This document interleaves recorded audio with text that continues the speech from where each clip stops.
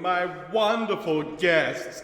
I'm sure you're wondering where you are and how you got here, but I assure you that that information is completely irrelevant. What is relevant, however, is why you are here. You see, you are here because I sent some of my personal servants up to the material plane to find the most interesting of adventuring parties. And kudos to you all, they chose you. Now, I'm sure you're all thinking, who is this person? And again, very irrelevant information right now. However, if you must, you may refer to me as the Grand Overlord. Now, I'm sure you've all realized that there is no way out of those cells, but fret not, this is not a permanent situation. What is about to happen is, and I don't mean to brag, but my greatest festive idea to date. You see, I have a lot of important people that I need to keep entertained. So, what is going to happen is this. In turn, you will all be brought up into an arena, 2 teams at a time. You will then fight each other to the death for the entertainment of myself and my colleagues and my superiors. And I want to see bloodlust out there, people. Bloodlust is key. So we have 4 teams competing in this tournament, so to ensure we get the perfect amount of bloodlust to make this a truly spectacular show, this is what you will be fighting for. The team that wins the tournament will be set free and returned to the material plane. Those who finish in 2nd and 3rd place will remain here in my domain to serve an eternity as my personal servants, which I will say is not a bad gig at all.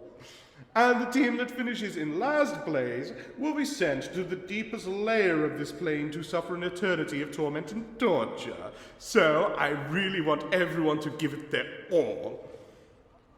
I'll leave you all to get ready. My assistant Vivica will be with you shortly to bring you to the arena. And remember, this is for entertainment, people. So let's give them a good show.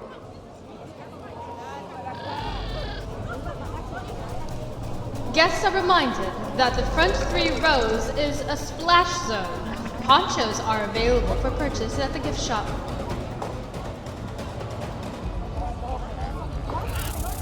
Can Gerazul the Dismembered please come to the front desk? We have your torso.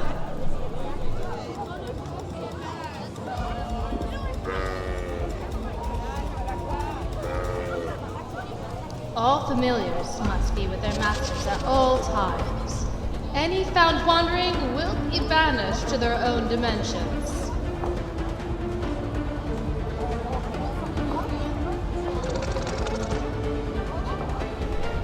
Will the owner of the carriage with license 58008 please come to reception? Your nightmares are singeing the decor.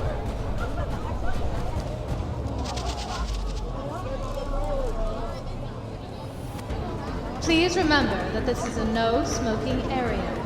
Drafts not the immolated, could you please move to the pre-approved smoking area?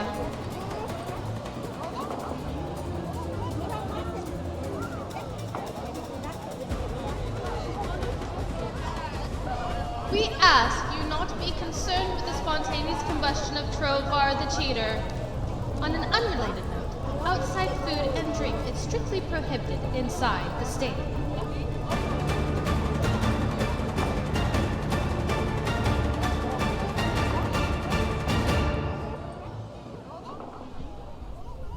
Everyone, take your seats. The show is about to begin.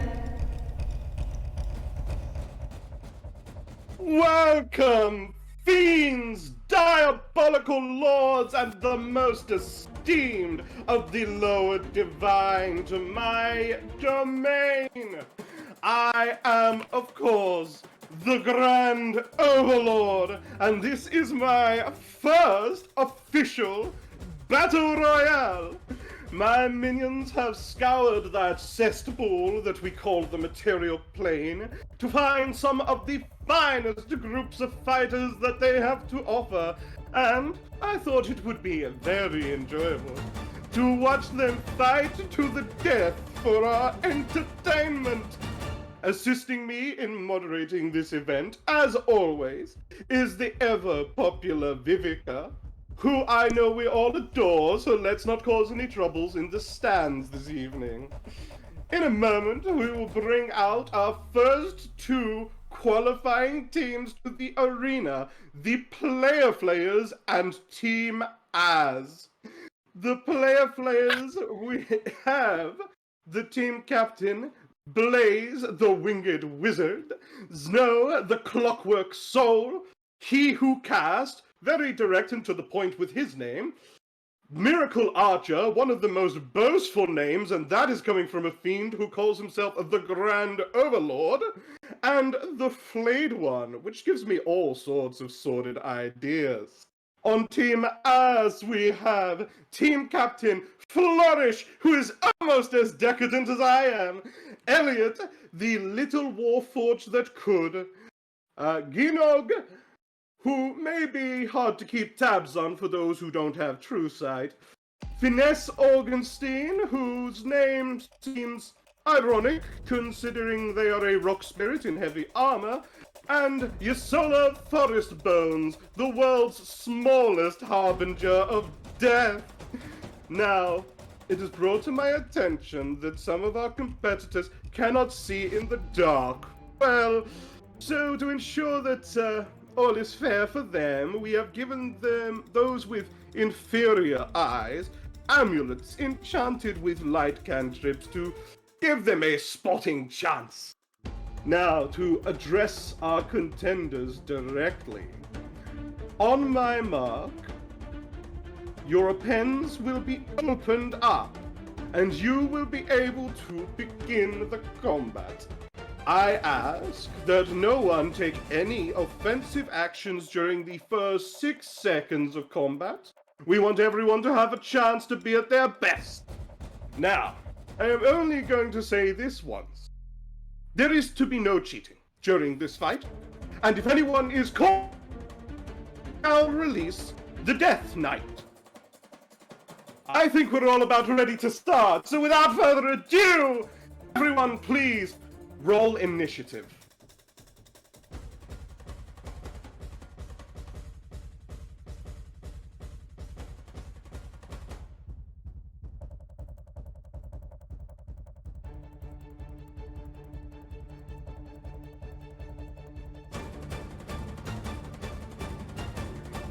Five, 6, 7, 8, 9, missing 1 initiative.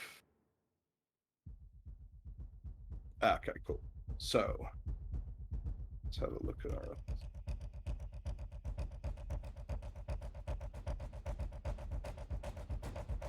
The final person who rolled initiative looks like they rolled a d8 plus 4. Yes, Sam, you might want to re-roll that.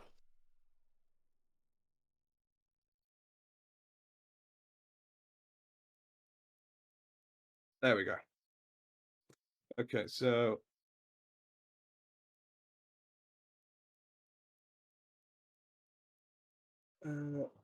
everyone just bear with me one moment as I make a note of the order. And next we have...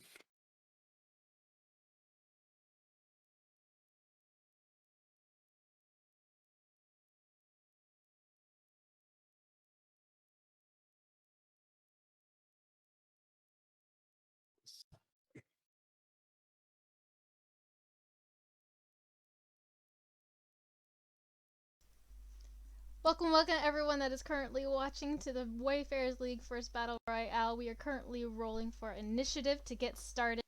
I'm going to take this moment just to do a little bit of a commercial.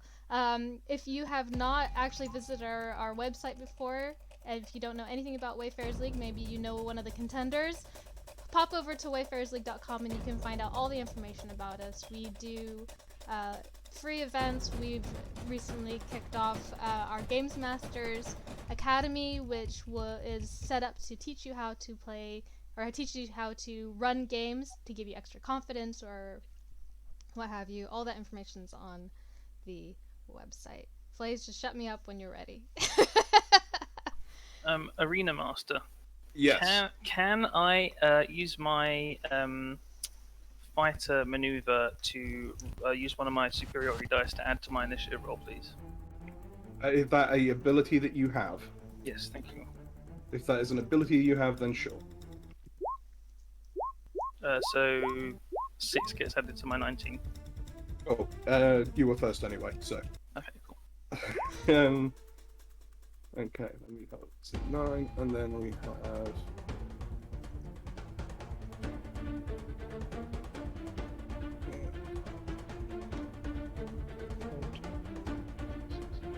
Okay, we have our order. So, One quick as the point. grand. Could I give 1 point of order? For the players within Roll20, if there's a way you can change your name to your character name, I think that will help visually. Just have to press the gear in the top right corner and then change the display name there. Yeah. That is grand. I am opening the pens. And first up is Miracle Archer. Wow, okay. Just to be clear, this is the bonus round where we can just do one thing, right? Yeah, this is the bonus round. You still can do action, movement, and bonus action, but you just cannot do anything that is offensive. Wait, you can do all 3? You can do all 3. You just can't attack. Oh, I thought we could only do one of the 3. That's awesome. Okay, I am going to use a Divine Favor on myself. Wonderful. So that's my bonus action. And then I'm going to move. Can I move my own token, or do you need to do it? No, you can move your tokens as you like. So, easiest thing might be just to use the arrow keys to move left, right, up, and down. Okay. There you go. So. And then I will use my action to dash. Okay.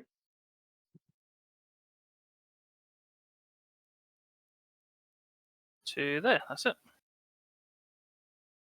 All right. Next up is going to be Elliot. Okay. I would like to cast haste on finesse. Wonderful. So finesse is hasted.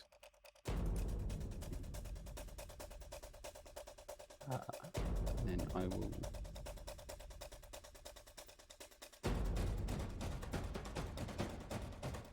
I'll move to there.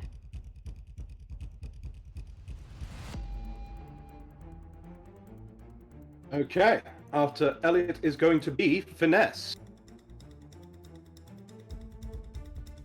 Okay. I am going to. So nerve-wracking. I'm going to move forwards. So I got double my movement. Is it double my movement? Yeah, speed is double. Yes, with haste, your speed is doubled. You get an extra attack when you get an extra action, which you can use to do a few different things, and you get a +2 to armor class. Excellent. So that's my initial movement, and then so it's another 1, 2. I'm gonna stay here, and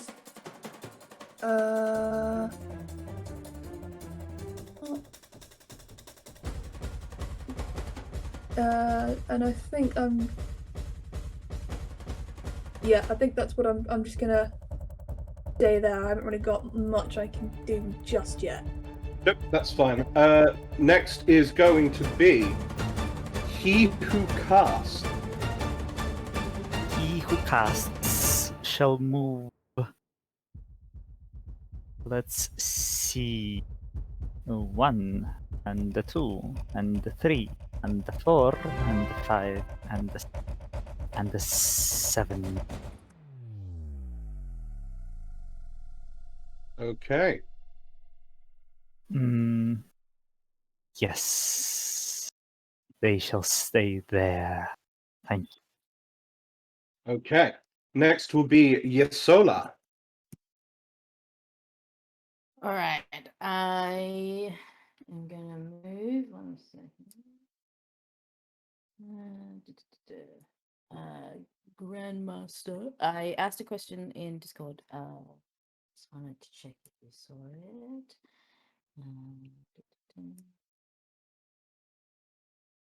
You did. You did? Yep. I sent you a don't. message. I don't see anything. I sent a message.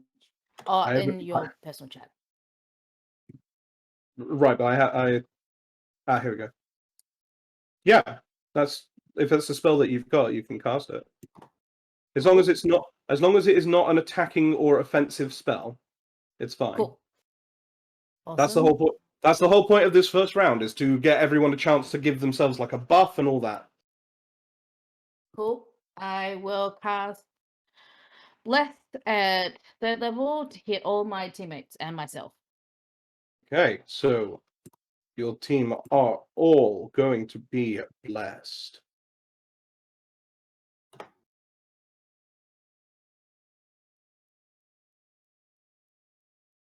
So,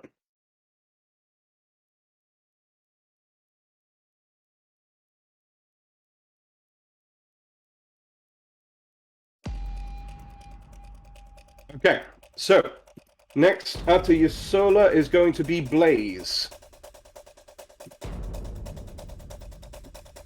All right. As my action, I will be activating my Radiant Soul. As my bonus action, I will be activating my Blade Song. And neither of which have showed up in the chat. But I'll just throw those up in there. Radiant Soul and Blade Song. Okay. And then I will be moving. Just adding my bonuses to my AC and my speed. And then I will be moving. Are you having familiars go on our turn? Yes, the familiars act on your turns for the purposes of this, so we don't have to keep track of too many initiatives.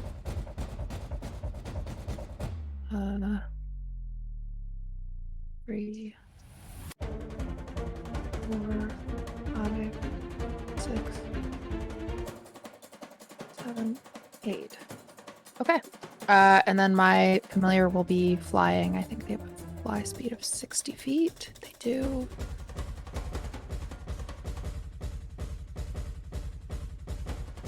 Just gonna end up beside me. Okay. Right, that's my turn. Next is going to be the Flayed One. Right, I'm going to slice a piece of my own face off and feed it to my owl, who will drop it onto Miracle's head, casting haste, and then my owl shall fly outwards. So, Miracle gets hasted as well. With a piece of face flesh. With a piece of face flesh.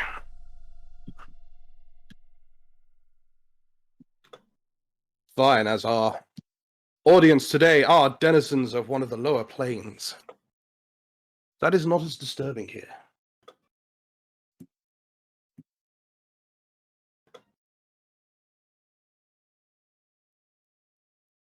And next will be Gwynog.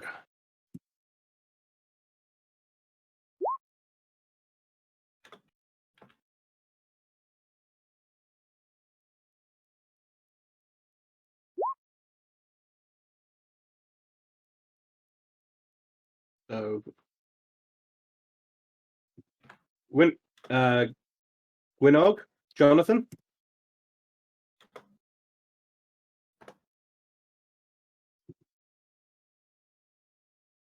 Sorry, I was on mute. I'm moving. How high is this platform or whatever I'm looking at in front of us?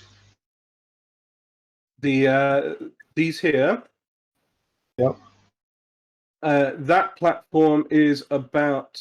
It's only about 5 feet up. It's a set of stairs going up to a higher platform. Yeah.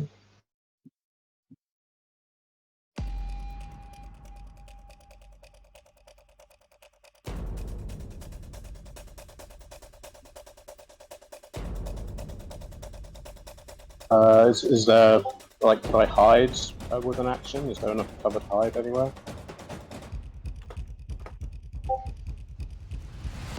You can hide. You could potentially hide down the side of the stairs if you could get to those. Okay. Or on either side of your own battlements, or you can hide behind the tree that is up here.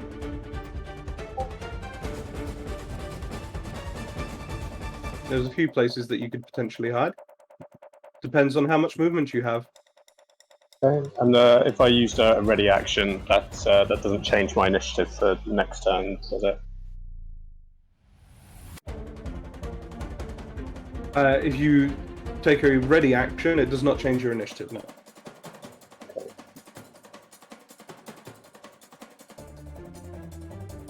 Okay. Well, I guess I will take a bonus action to cast Magic Weapon, and then I will dash down to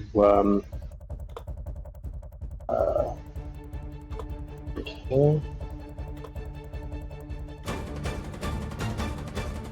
Okay, go ahead and move your token where you will. Yep. And next, we are going to have Flourish.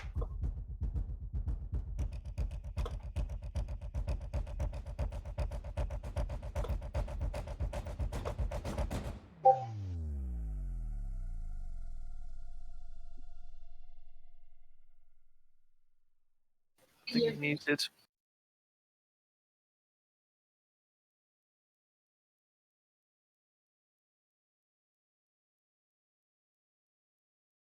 Perfect. Okay, so I'm going to turn to the crowd and raise my arms and just shout out to them. Ladies, gentlemen, honored guests, it is your honor and privilege to experience, well, me. And I am going to move up here.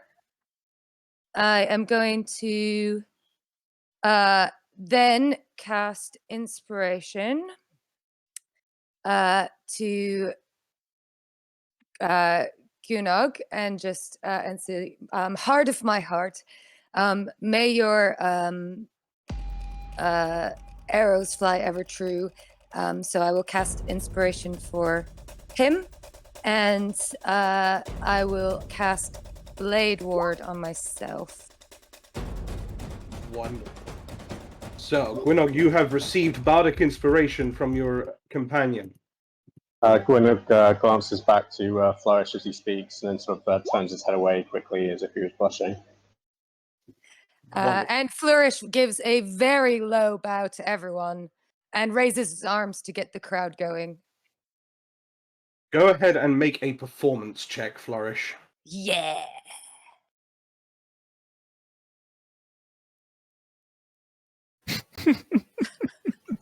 That is a natural 1.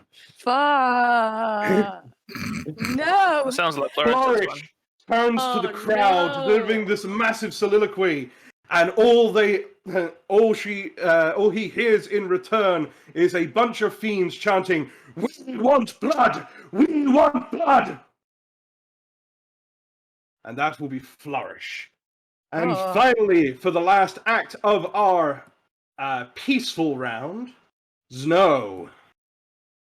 Well, Snow is gonna move. Oh, I can move it again. Let me refresh. See.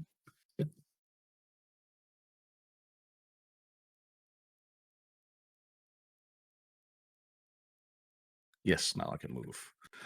So Snow is gonna move over here, and he's gonna use Embolden action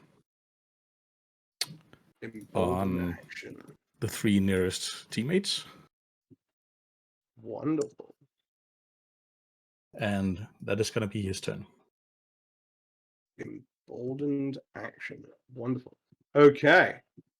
And as we get into the first blood-shedding round of combat, Miracle Archer, you are up.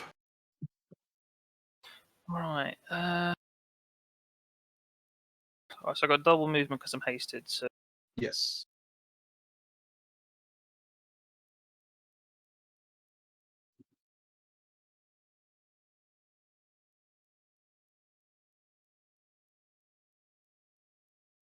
that's my first half of movement.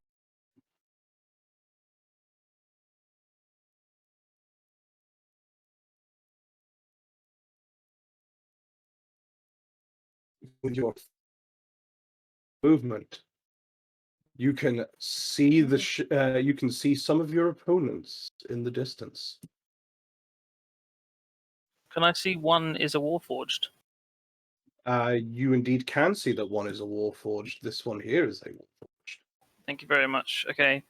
I'm gonna attack it with everything. Okay. Go ahead and make your attack rolls against Elliot. Okay, I'm using Sharpshooter, so all these rolls will get -5.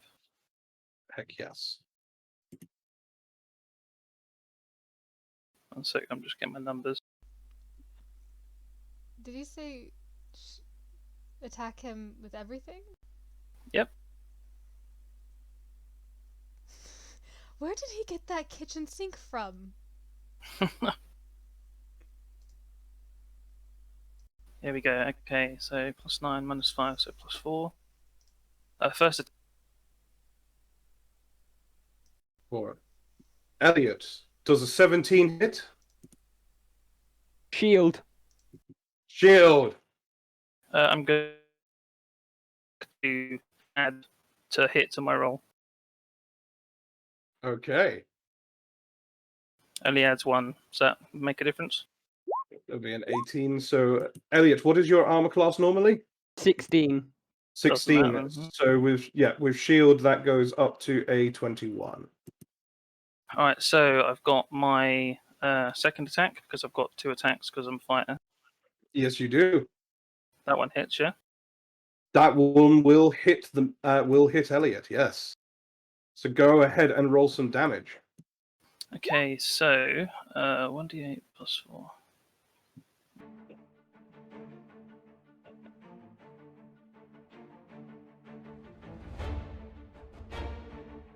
18 damage. That's +14. 1d8 +4. Yeah, Sharpshooter gives me +10. +10. Yes, that's true. So, Elliot, you see this arrow coming flying towards you. You throw up an arcane shield and bat it away as another one comes straight through the shield and hits you in the chest for 18 damage, plus an additional 3 radiant damage. Over. Indeed. And the arrow begins to glow inside your chest, causing radiant energy to flood into your body and start tearing away at your cogs. And Miracle Archer, I believe, with haste, you also have an extra attack if you would like. Yes. Sorry, shouldn't there be a concentration roll? There should be a concentration roll from Thank you. Elliot right now. For which spell are you concentrating on, Elliot? Haste. On haste. So go ahead and make that. You are fine. You succeed on your concentration check. So a good roll, jeez. Yeah, that's Alright, very good. hasted attack. Hasted attack. Go ahead and make another attack roll. And a 16, the third and final shot from Miracle Archer just bounces off your shield once more. The Only shield lasts for one. the whole turn, or just one attack? It lasts for the whole turn once it's been cast. Okay, cool. I'm gonna use my action surge. Okay. In rules is written shield. Until the start of your next Ignore turn. me. Yeah. My literacy is really bad for an English major. Okay. Action surge. Miracle Archer, go ahead and make your 2 additional attacks. Both of those bounce off of the shield. That's the first one. Second one. Oh, sorry, yeah, one of those bounces off of the shield. But to the second one, it goes through. Go ahead and roll damage.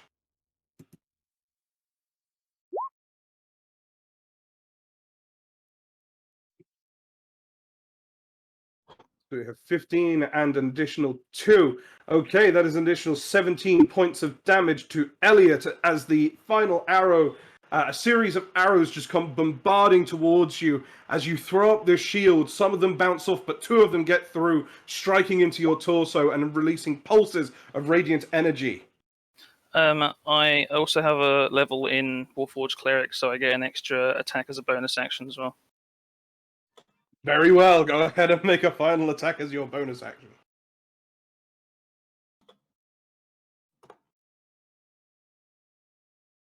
There should be another concentration check from that last There hit should as well. be another concentration check. We're getting to that, Vi, don't worry. Okay, concentration has succeeded, and the final shot there was at the 15, yes? That's a miss. That's fine. But 2 hits did go through, and rather fittingly, Elliot, you are up. I'm gonna. Sorry, I've still got movement left. I'm just gonna use the rest of it to move it. Very well, move your movement to get where you need to go.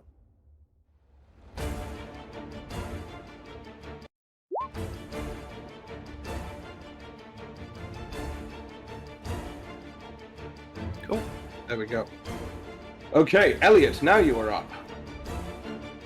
After taking a whole bunch of shots, the archer disappears behind a wall.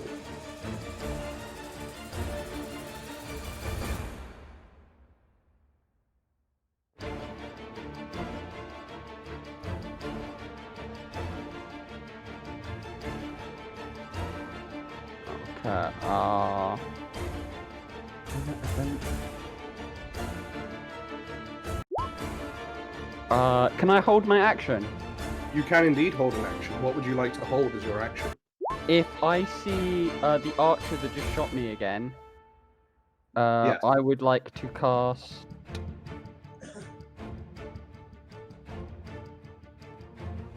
I'd like to cast a.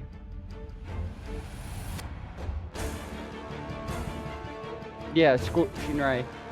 Very well. In that case, we will move on to Finesse.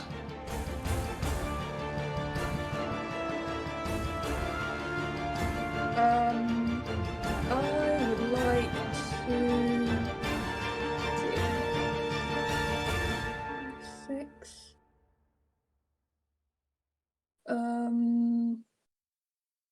So that's half my. That's my movement non-hasted then. Yes, indeed, because you get double your movement for haste.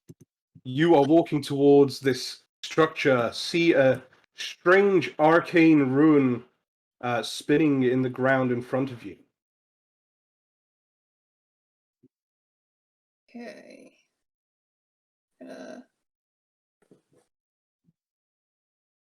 Duck. Can I do that, or is that? Sorry, what did you? You moved Sorry, in and then out again, was it? Yeah, I just wanted to move out and then to the side one. That's fine. Cool. Okay. Yeah, you can do that. Yeah, I'm going to go there, and then I would also like to hold my action, please, Very well. What are you holding? until I see someone pop out, and then hold to attack. Very well. Finesse runs in towards the structure in the center, climbs up the stairs, sees this strange arcane ruin on the ground, backs up and gets behind a corner, and is getting ready to attack the first thing that she sees. And also, as a bonus action, I would like to rage. Very good. And in a rage of fury, we will move to He Who Casts. He who casts shall move a bit by bit by bit. First, he'll take a step here, and then he'll take a step here. That's 2 steps in total. And then he'll take another step here, and another step here. That's 4 steps in total. It is 4 steps in total, and as he steps there, he can see the Warforged Elliot in the distance. Oh, our dear Overlord, thank you very much for this information. He who casts shall draw his longbow. Very good. A second, and make a shot. A shot. Unfortunately, the 16 does not hit due to Elliot's shield. His shield doesn't work anymore unless he wants to cast it again, because he already has No. Shield lasts until the start of his next turn. Start of his next turn, that's right. Yes, no, the shield is down. That's correct. So what was the armor class without the shields, Elliot? 16. 16, in which case the 16 there would hit. Oh, shit, sorry. Cast it again, shield. Okay, Elliot casts shield once more, and another arrow bounces off of it. Okay. As he who casts has an extra attack, so he would shoot at Elliot again. Very good. Go ahead and roll another attack. A 29. That is a natural 20. A critical hit on Elliot. Go ahead and roll double the dice for your damage. Question. Would the Swarm Keeper bonus and the Favored Foe bonus add to that double dice? Only any dice that you roll on your damage is doubled. Any number bonuses are the same. So I have 1d6 if I designate Elliot as a Favored Foe, and I have 1d6 from Gathered Swarm. In which case, both of those d6s would be doubled. Okay. I'm spending concentration to lock on the... Oh. Sorry. So you are dropping concentration on which spell? It's not a spell. It's a Favored Foe ability for Ranger. Apologies, I thought you said you were dropping concentration. Yeah, it requires concentration to be used.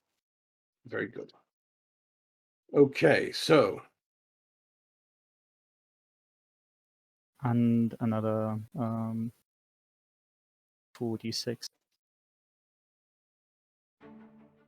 And another 46. So that is 18 points of damage in total.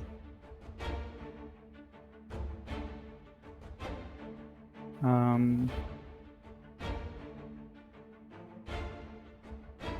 think it should be more, because... No? That is what your roll has suggested. So basic piercing damage is 5, plus critical damage from... That's another roll, so that's a 9. Plus 1d8 from a feat, that's 11. And So another 11 plus, from... Okay, so 5 plus 7 is 12, plus the 11 is 23 points of piercing damage. It's laid out in a very strange way due to D&D Beyond. I'm down. Elliot is now unconscious, and were you concentrating on... What spell were you concentrating on, Elliot? Haste on Finesse.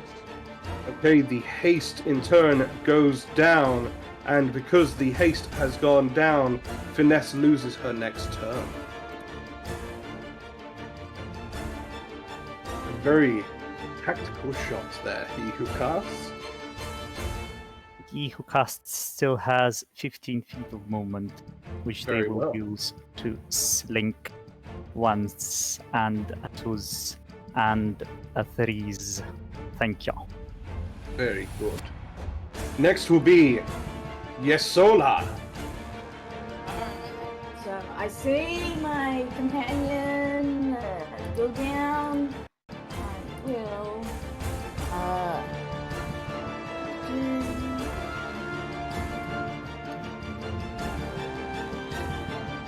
Let's get confused by spells. I can cast. I can only cast one spell, right?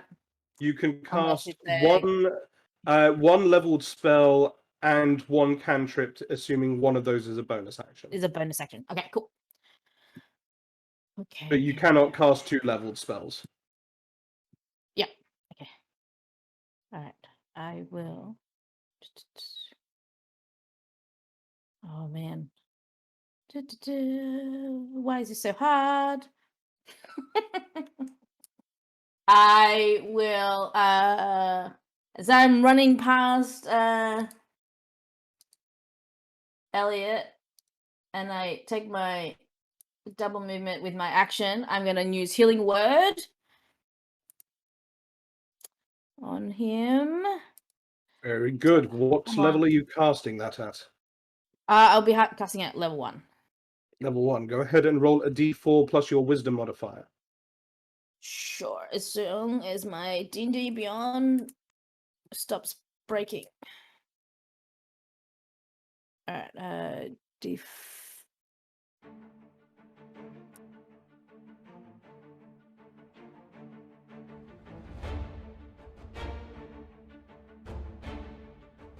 So 7 points of healing.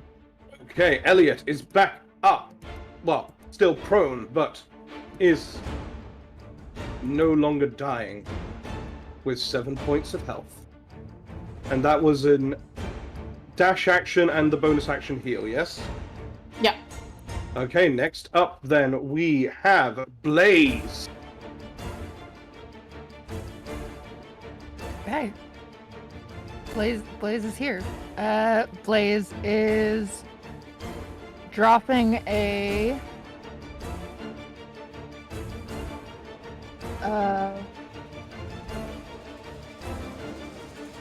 Blaze is dropping a fireball here. Is dropping a fireball here. Yup. I can't Very- see who's in range, except for a couple people, but I'm guessing a good number of them are. Or at least I'm hoping. So I will be dropping a fireball in there. Y'all gotta make a dexterity save if you are in range of that. Counterspell has a range of 60 feet, and I am 150 feet away. Damn it, it does. Forget that. Ha! I counted. Yeah. So, it is a DC 15 dexterity saving throw if you're within 20 feet of that point. If you succeed, you are taking 10 points of damage. If you fail, you are taking 20 points of damage. And you are also taking an additional 6 damage from my Radiant Soul. You pick one person to do that on. To one target. Okay. Well, I can't see who's within that space. I guess That's I'll true. guess. So I believe that you would need to be able to see to actually use your Radiant Soul because it requires you to pick a target. However, okay, who those can that I are see? those I that can are inside that fireball, go ahead and roll their dexterity saving throws. We have a 12 and a 17. What is the save DC? 15. 15. So Okay. whoever this person is, I can see the edge of your token. I'm pinging it on the map. You're taking an additional 6 radiant damage. Very good. I don't know who that is. That's fine. So, fireball. We have a so it was 20 points of fire damage, halved to 10 on Elliot, and an additional 6 on Flourish. Sure. Yeah. And then I will be And I'm assuming moving. That means that Elliot is now back unconscious again.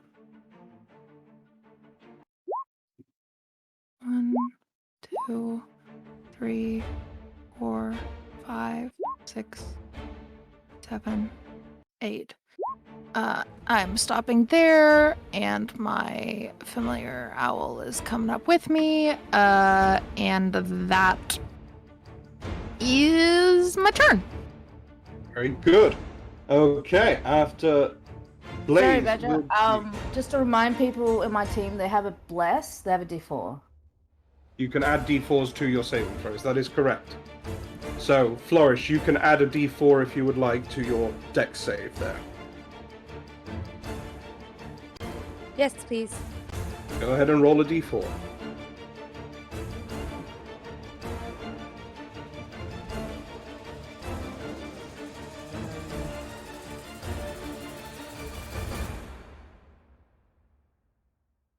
Oh. 1. You still fail the save. Yeah.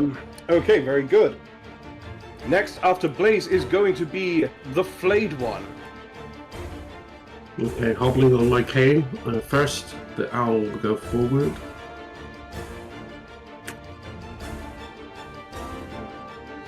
Yep, and I will move myself.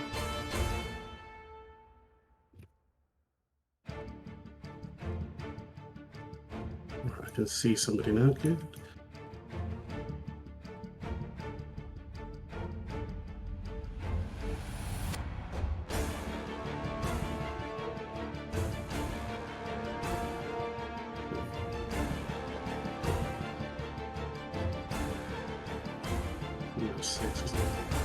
Yes. Also, those who do have held actions are welcome to use them if a situation arises. I'm gonna use my action to dash. Very good.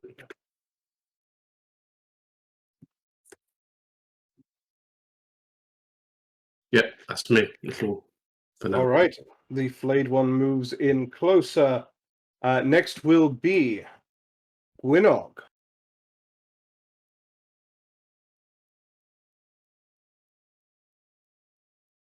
Remember to unmute yourself, Jonathan. Who's this taken here on just to the right of me? That's one of my team, but which person is it?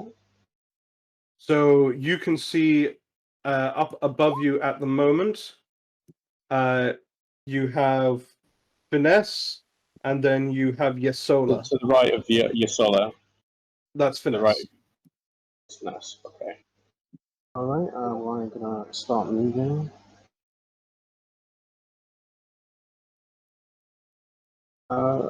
So what, I can't see the platform unless I'm on that? Is that what's up? Is that why this... Sorry, I've never played with dynamic lighting before, I'm a bit confused. As you move, the lighting will move to show you what your character can see. Okay.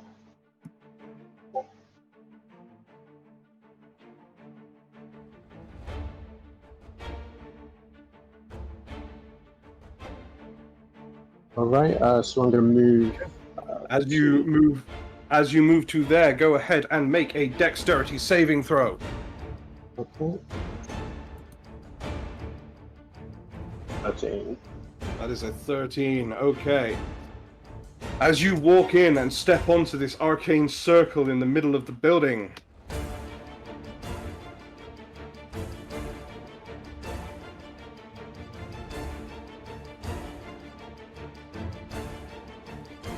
(16 lightning damage as the circle sparks up with electrical energy, and you are shocked to your very core.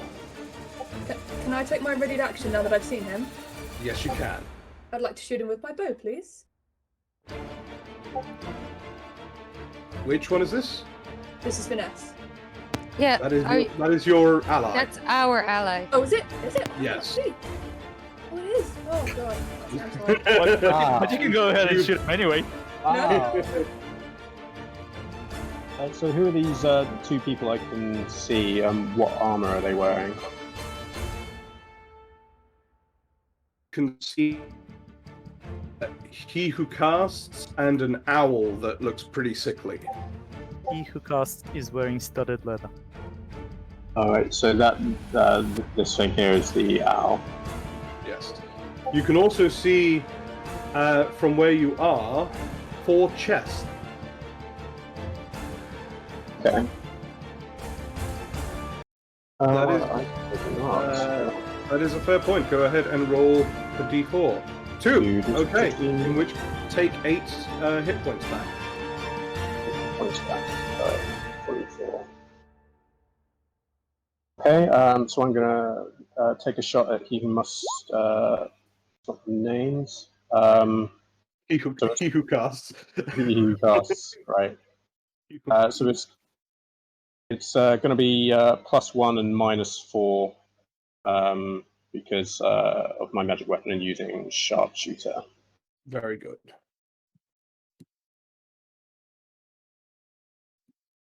So that's 18 to hit. 18 to hit. He who casts. What is your armor class? Isn't that an crit? It is indeed a. No, that is not a crit. No. Why That is it highlighted this way then? It's just the thing doing what it's doing. Okay, fair enough. My armor class is 16. 16, in which case that is a hit. Go ahead and roll damage. Alright, so it's going to be this plus 11. No, sorry, plus 3, plus 11, so 17 damage. Alright. So does that go through, or is there any reaction? So that is a. So that plus 17, you said? That plus 11, so 17 11. in total. 17 in total, very good. So, Plus 1 for magic weapon, plus 10 for sharpshooter. Magic weapon? Oh, okay. You see someone walk into the arcane sigil in the center, get shocked by lightning, pull out a hand crossbow, and shoot you from across there. Is this a hand crossbow that you're using? Yeah, he pulls a hand crossbow from where he concealed it under his cloak, and he just rapidly. And you have sharpshooter as a feat, yes? Yeah. Yeah. Very good. And there is no issue there then. Very good. Okay, I will fire again. Also sharpshooter. Oh, and I should have blessed to this. So I will remember this time. So this is -4 to hit.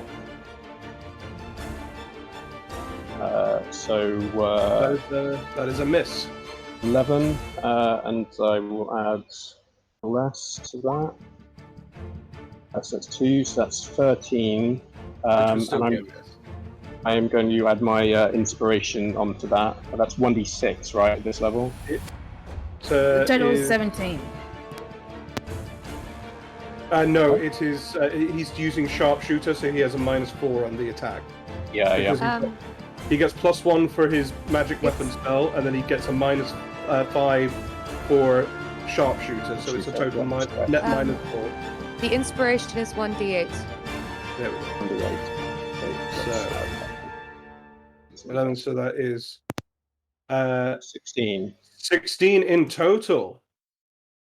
That'll be a hit. Go ahead and roll some more damage. Okay, so it's going to be this plus 11. So 16. 16 in total. Another 16 points of damage to he who casts, and another concentration check. That is a success. Very good. Okay, so this is the first round of actual combat, right? It is indeed. First round? Yes, that is correct. It's the first round of combat. Okay, so I'm going to use Dread Ambusher to take an additional weapon attack that deals an extra 1d8 damage of the weapon's damage type. Indeed, it does. Go ahead and make another weapon attack. Okay, yeah, let's lift dangerously. This will also be sharpshooter. Very good. Barrel. That is a miss. Right. So for my bonus action, I am going to take a shot with another shot with my hand crossbow. Is this the crossbow expert thing? Yep. Yes, because you are a human variant. So. Okay. Happens. I will roll 1d4 just in case I get 4. 15. That's. Alright, so that is a miss. I have.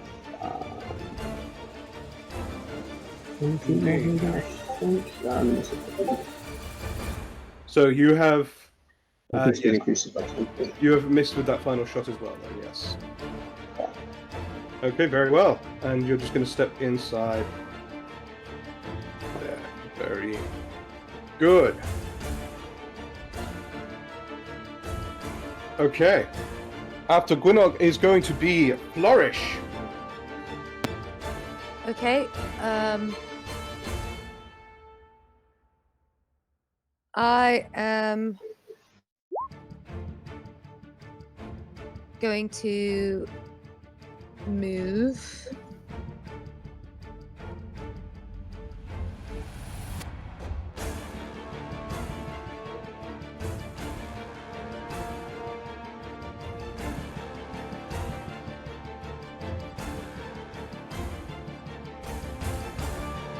Yes? Yeah, I'm just. Hang on.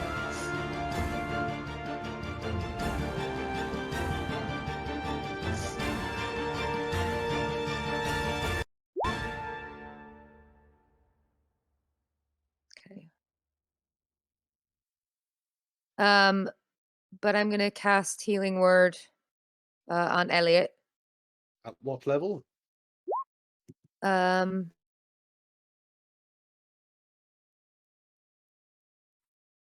Level 2. Level 2, so go ahead and roll 2d4 plus your charisma modifier.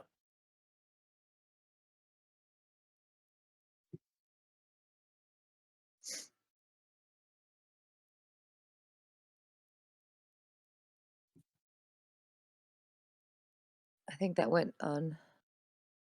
It's that counted as 1d4, so go ahead and roll just an additional d4. Okay. So that's. No, so it's you don't need to roll the healing again. It's just an extra d4 on its own, but that's fine. Right. Sorry. It's fine. So it's going to be 11 points of healing to Elliot. It's fine. I've done the maths in my head. Elliot, you are conscious again with 11 hit points. And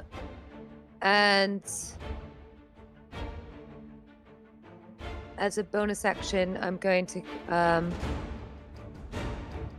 cast Inspiration on Finesse.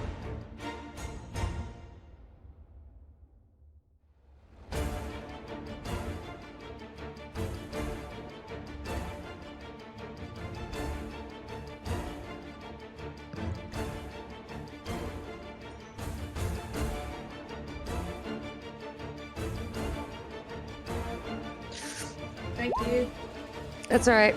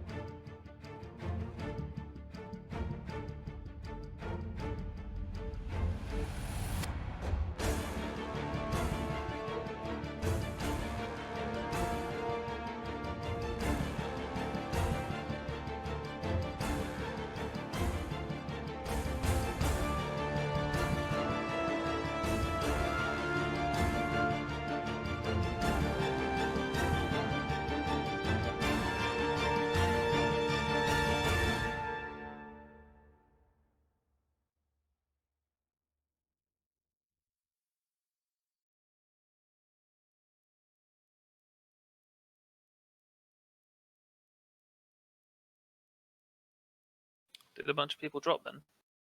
Yeah, what's going on? Everything out. froze. Yeah, I dropped as well. Yeah. That's a- Yeah, it froze for me, but I thought it was just me because my Wi-Fi is shitty. Roll 20 still fine by the looks of it.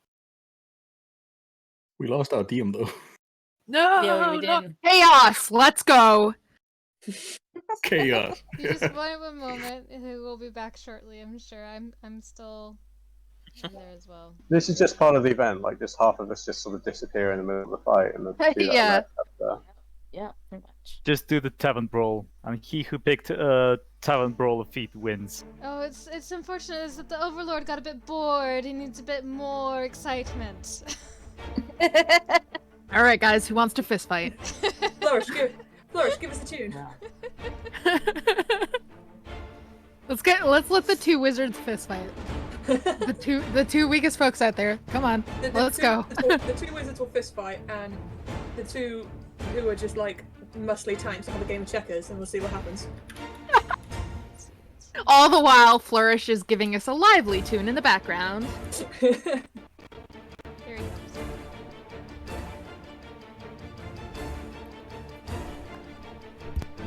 My laptop just crashed. Oh, Ooh. no. It's okay. I assumed that, as I said, I assumed the Overlord got a bit bored. He needs a bit more excitement.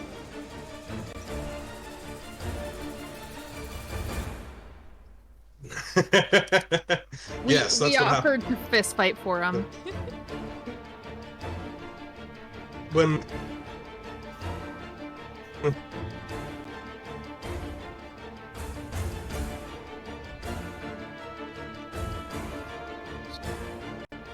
Everyone's still here.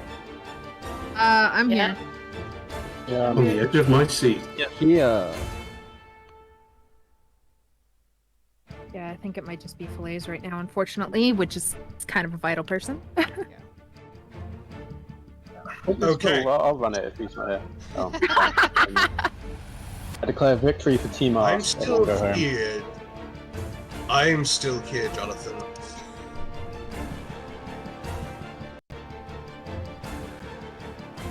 There's no Jonathan here. only Zool.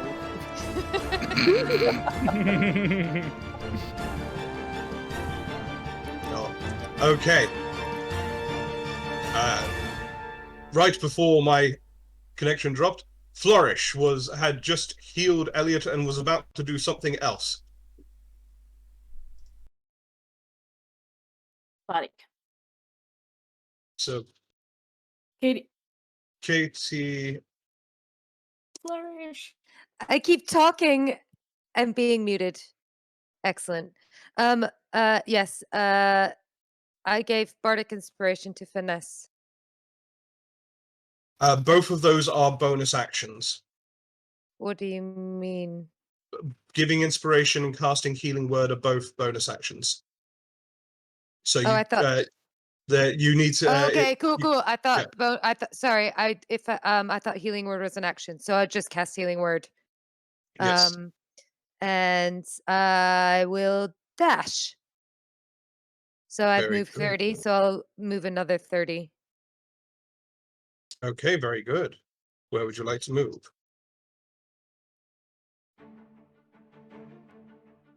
I'm going to move just here.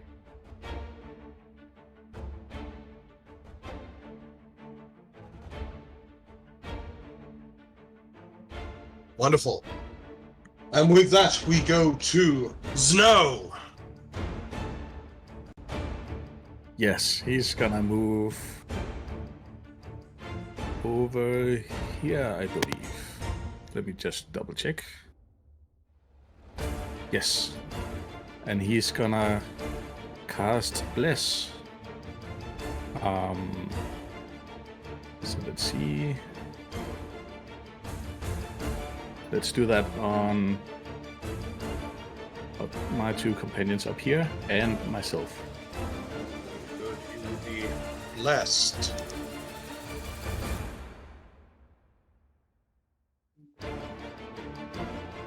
And I think that's my action. That's all. Okay, very well. After Snow, then we go back to Miracle Archer. Okay.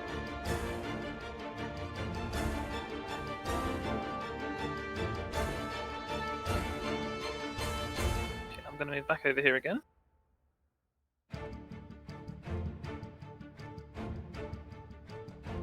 Very I good. can see Elliot again. Indeed, and Elliot can see you, and I believe Elliot was holding an action for when he next saw you. Does hold action only last the turn order? This is a new It turn. lasts... no, well, it lasts until their next turn. Okay. He has collapsed twice. Yes. So, Elliot, you are currently prone on the ground, but you see the man who shot you several times appear around the corner. And Fergus, you are muted if you're trying to say Yes. No, I was muted. Yes. I would actually. Could I not cast Scorching Ray? Could I cast something else instead? You absolutely can. You need to declare what you want to hold, but you are welcome to choose a different action if you feel it is more appropriate. Yes, I would like to cast Sleep at second level. Should have.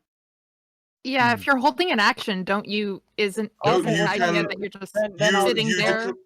You declare what action that you would like to hold, but if another action feels more appropriate, you may change the action that you are holding. He was knocked unconscious after that twice. It's not a concentration thing. It's he is able to use his held action. Yeah, but I thought that hold action, the idea is that you're setting an event, and if the event doesn't happen, then your action goes to waste. But either way, No, you it's can a specific trigger. If you are holding your action, you have to declare what you are holding it for, but if something else comes up that you feel the action is more appropriate for, you can still use that held action. It does not have to be exactly what you say it was going to be. You just have to be prepared to be holding something for something, and if something else comes up, you can then use it. It says in rules specify specifically that if you are reading a spell, holding onto the spell's magic requires concentration. I think it's GM's call, guys. Yeah, it's just if we're going rules as written. Holding a spell as concentration, however, it is... Okay.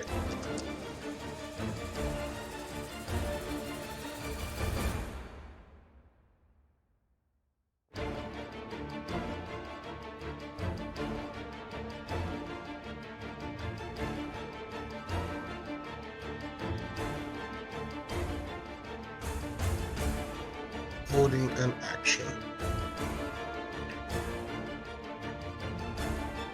Ready in action. Yeah. Okay, first.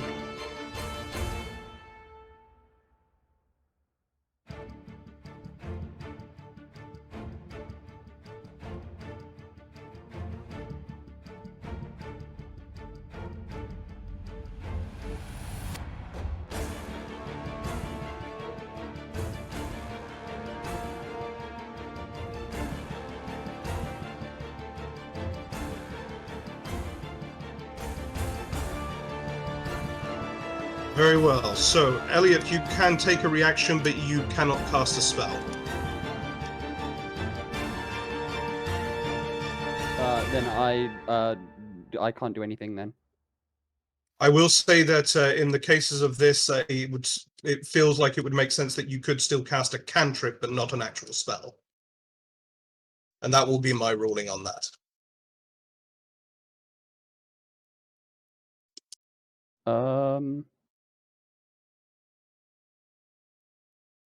Okay, I'll cast. Oh,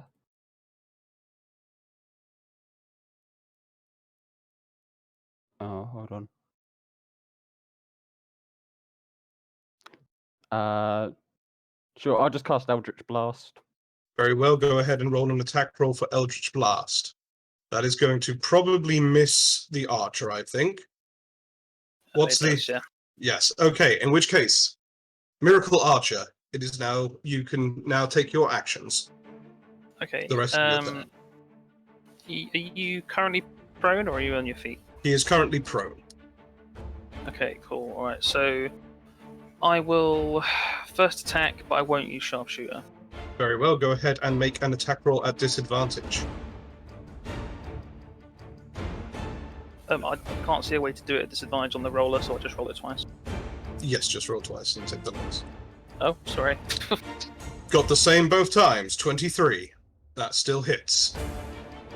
So, go ahead and roll some damage for that shot.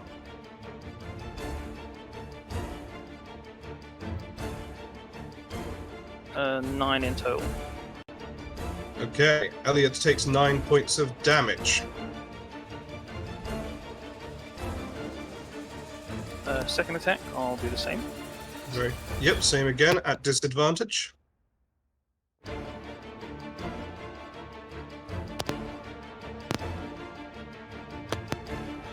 Okay, so the 19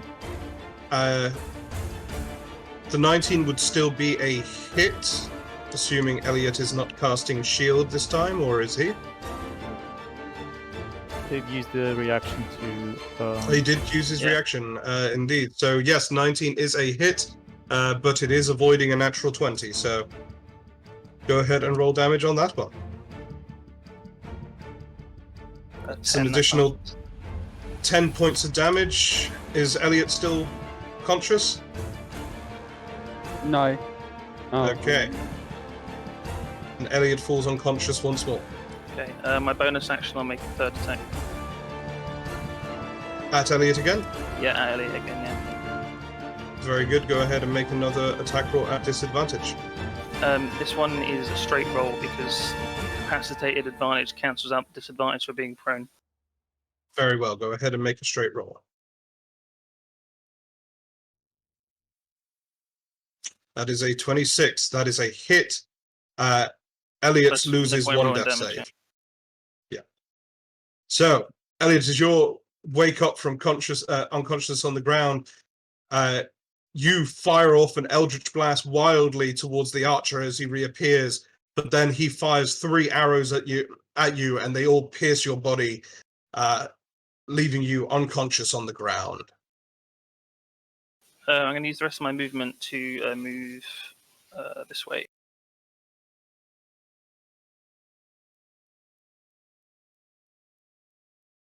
Very good. You take cover behind a tree.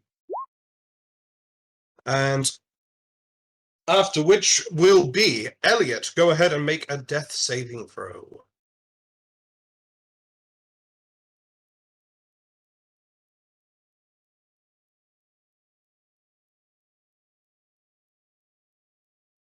Fergus, you are muted again.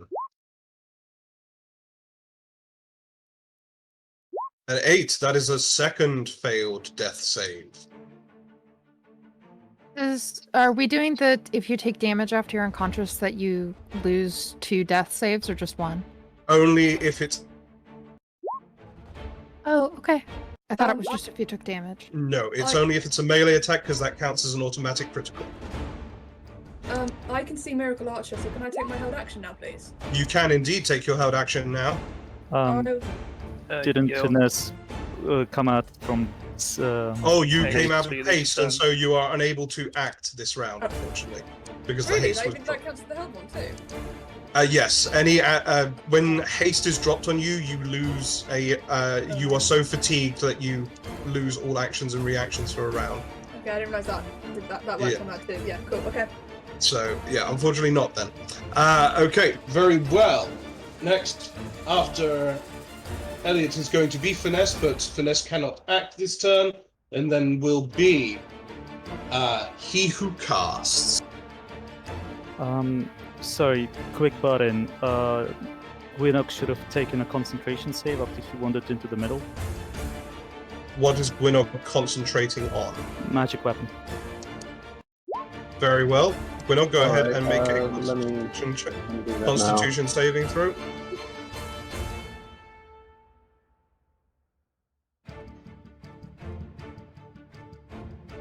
15 against damage 8. That is fine. You are still concentrating. Okay. Okay.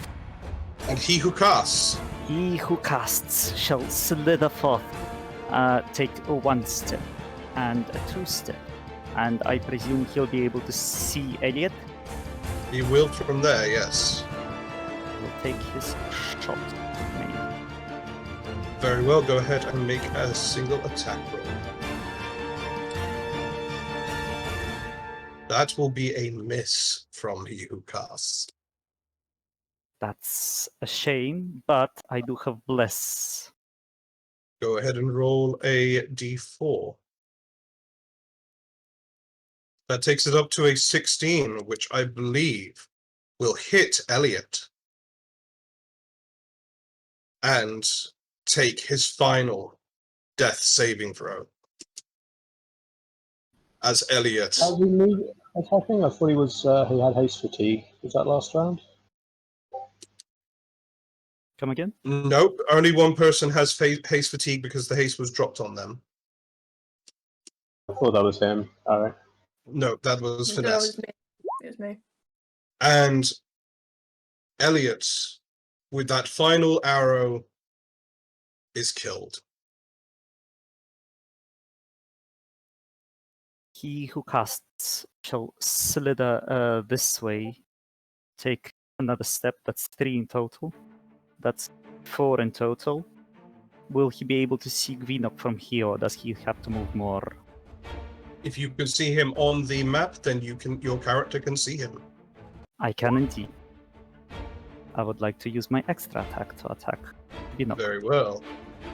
Do you have the sharpshooter feat? I do not, but I have longbow. You do, in which case, based on the positioning there, he is going to have 3/4 cover from you. If I so move here, would yes, that still be in cover?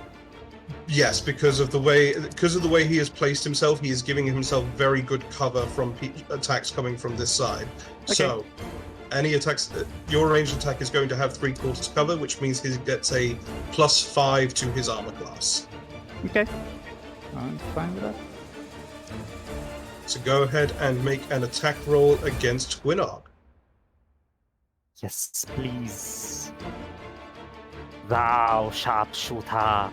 Die. It is a 26. 26.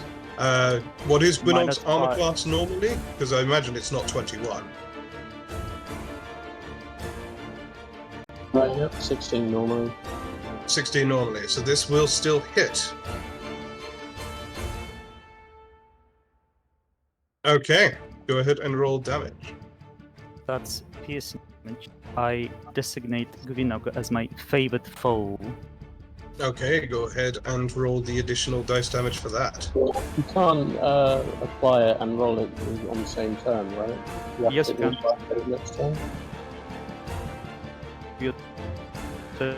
Including when you mark it. Alright. And my swarm of flying snakes would rush towards Gwynog and try to move him up to 15 feet. He has to make a strength save against 13. Very well. Gwynog, go ahead and make a strength saving throw. That's a constitution. Strength Yeah, saving throw. I'm rolling the constitution for my concentration. I rolled a strength saving throw as well. Okay. Okay, so the concentration is going to go down either way, but you can roll a d4 to add bless to your. That's a 12. That is a 12. Unfortunately, it is not, and so you are moved 15 feet by Towards the center by a swarm of flying snakes. You are moved 15 feet to there and must make another dexterity saving throw. It's cool. I've never been moved by a swarm of flying snakes before.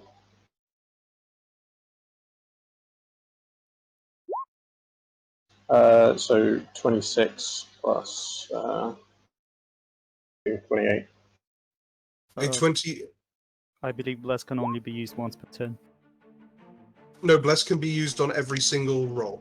Okay. Every fair single enough. attack and saving throw. Yeah, you're thinking of guidance, which is one roll.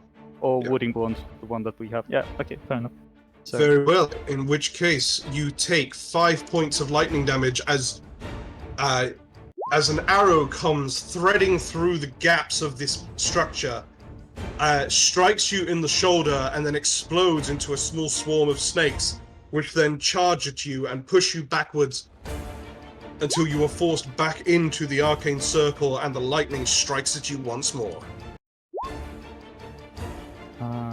So I believe- which direction did the arrow come from? Could I tell? Came from this direction. I believe Fact I rolls. still have 15 feet of movement there. Because I couldn't see him. Was he? You are currently lit up like a Christmas tree because of the thing in the middle. So it Right. was. I've yeah. got. He I've is. got dark vision.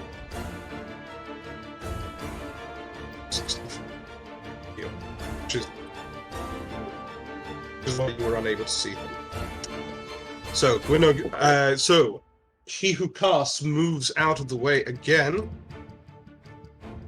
and then we move to Yesola.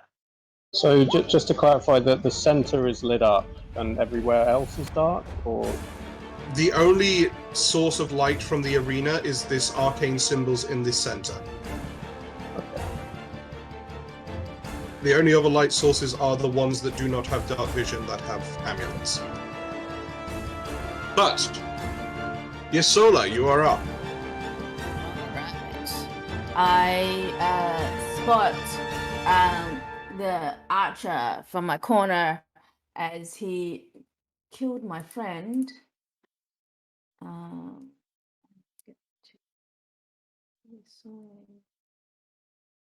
we go. And I'm gonna cast Guiding Bolt at level 1. Guiding bolt at Miracle Archer. Go ahead and make an attack roll. That is a 22 to hit the Archer, which I believe. Do I get any cover from the tree? You will have half cover from the tree. What is your armor class normally? 16 normally, so it's probably not enough. It's not going to be enough with half cover, no. In fact, even with Thank you. 3/4 cover, that would not be enough. So go ahead. So you take 11 points of radiant damage and are currently being hit by a guiding bolt. The next attack against you has advantage. Anything else from Yesola?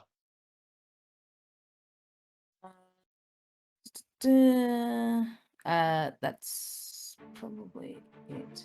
Wait, let me double check how much.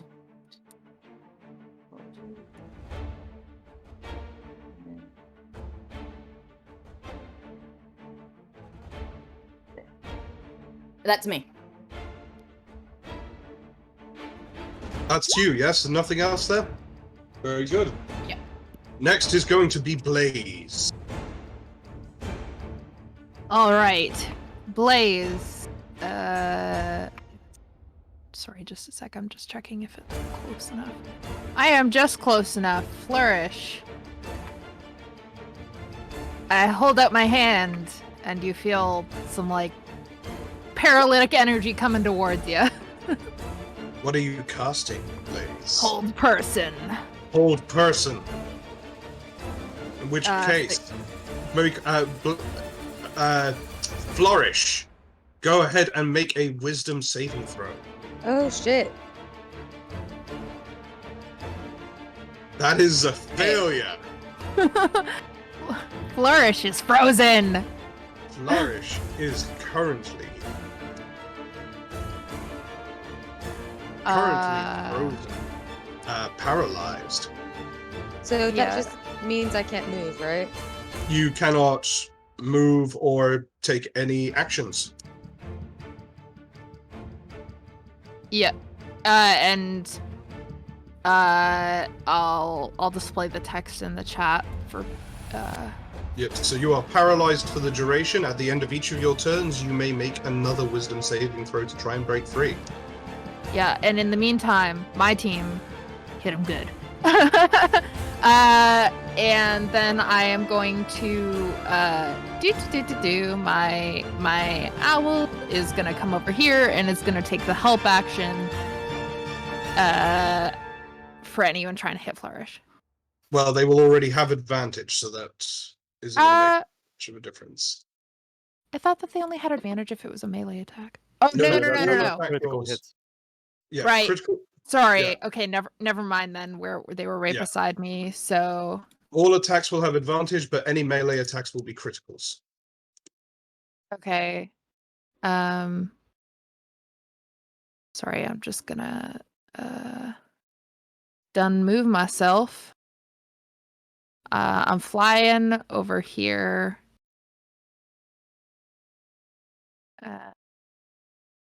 Gonna right here, and so is my. Very good. And that is my turn. Wonderful. So, following on from that will be the flayed one. Yes. I shall saunter. So I can just see him.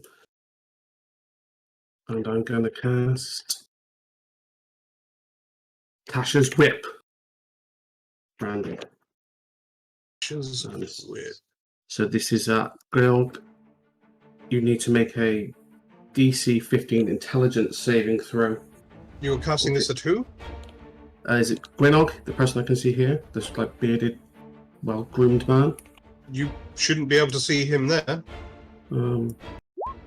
I can. You shouldn't be able to because you're looking through a wall currently. I'm not sure how you're... I believe my owl must be giving me the vision. Ah, you might be on your... If your owl is... Yes, because your owl is there. So Yes.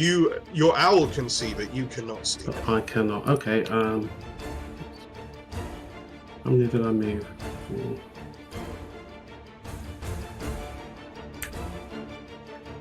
I'm just going to move the owl so I can see what's me and what's not the owl. Very fine. Okay, that's strange. I can't really tell. Oh, go back. Okay, I will just dash further up then. I think. Very good. Yes.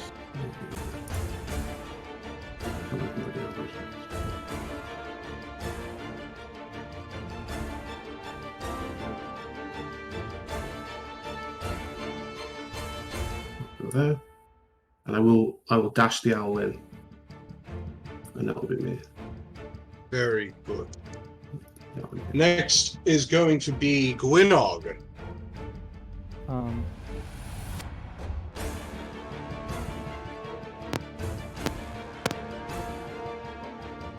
Okay, so where exactly does the light extend to, and where is dark?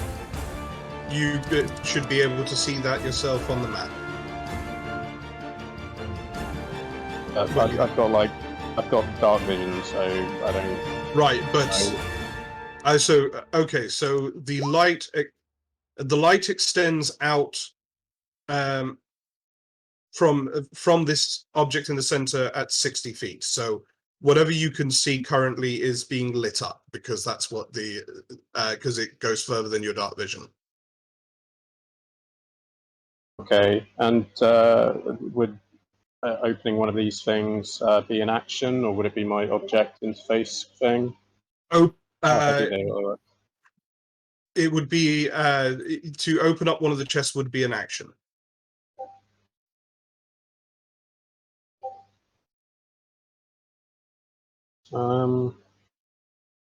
Okay, I guess I will move over here and open this chest. Very good.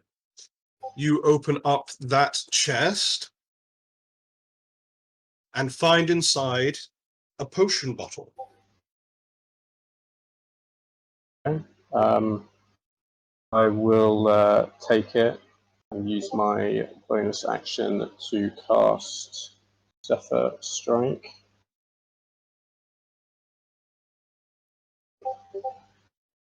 Zephyr Strike. Yeah.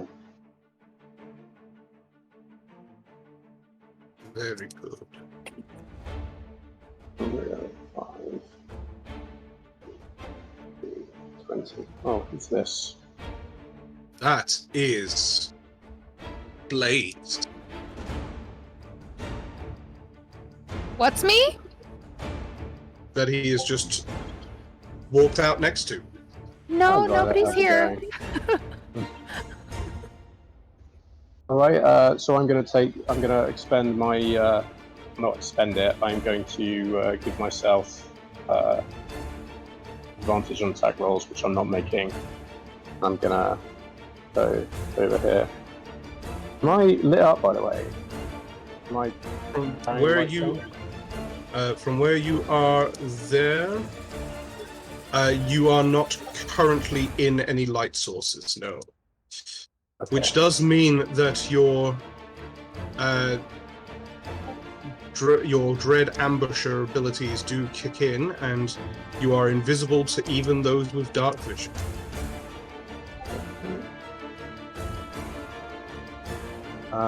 Yeah, I'm done then, I guess. I can't drink the potion this round, can I? No, it is, I believe, an action we ruled to drink a potion. So next in is the going rules, to... you said it was a bonus action to drink the potion. I have in other games, but I believe in this we were saying we were going to do rules as written for that and have it as an action. Whatever, that's fine, I'm done. Very well. In which case we can drink as a bonus action. Bonus action anyway, so I'm good. Anyways, are you drinking the potion or are you leaving? Yes. I spent my bonus action already, so I can't drink it. I'm done. Okay, that's fine. That's fine then. In which case, it will be Flourish. I can do nothing.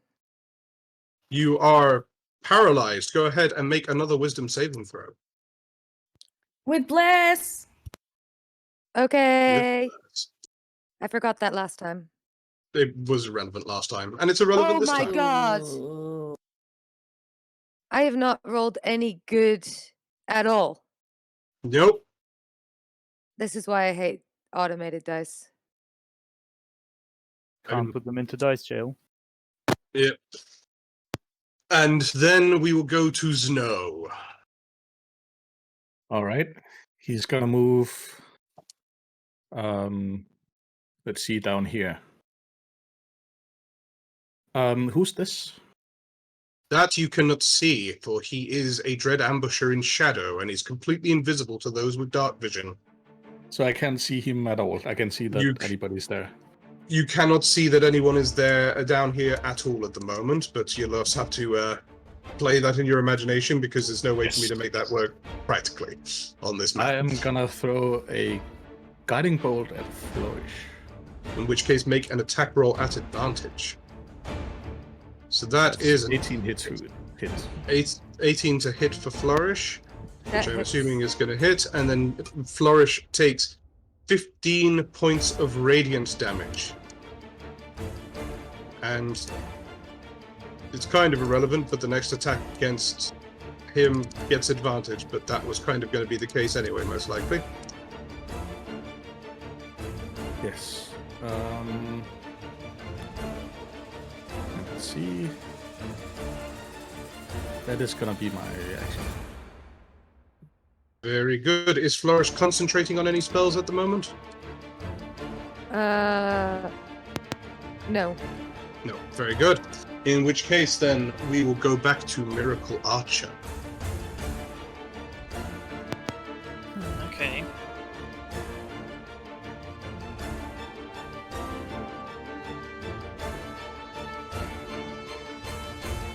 I'm gonna take a risk.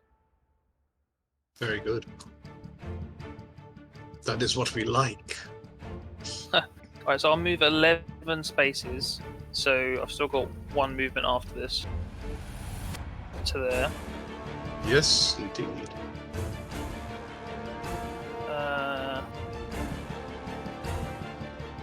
Okay, so from there, I believe I can see Flourish barely, but I can see. So you're moving. Are you moving in a straight line, or are you moving around the edge 11 around the edge of that. around the edge of the lake? Very good. Okay, cool. So I will. Yeah, I'll unload everything at Flourish then. Very good. Go ahead and make your attack rolls at advantage against Flourish. I will use Sharpshooter for this. Very good.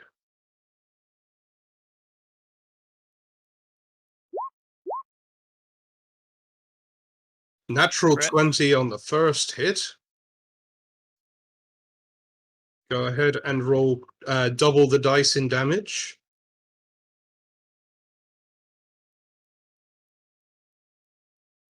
So Flourish takes 12 points of piercing damage plus 3 points of... What's the other type of damage? Is it just additional piercing? It's dice, so it gets doubled because of the crit. So I it's put 5. Yes, so an extra 5 5 points. radiant, yeah. 5 radiant. So Flourish is held in place. Flourish is unconscious. Flourish takes the critical hit and completely frozen in place, falls backwards onto the floor and is unconscious. Okay, second attack. I'll shoot again. On Flourish still? Yep. This Okay. time I won't use Sharpshooter. Very well. In which case, this is just a straight roll because the prone negates the advantage. I wonder if she still counts as held, and technically, like, it means that she's paralyzed as double advantage, so it cancels it out once, but then goes back to advantage. There is no such thing as double advantage. It's if you have disadvantage and fair. advantage, they can't. No matter how many sources you're getting them from, if you have at least one of each, it cancels out. I apologise, Great One. Don't smite me. It's just pushing my luck a little bit there. Yeah, no, it is a fair. It is. Oh, sorry, hang on. I rolled 2. I still have 2 dice on. My That's bad. absolutely fine. So that is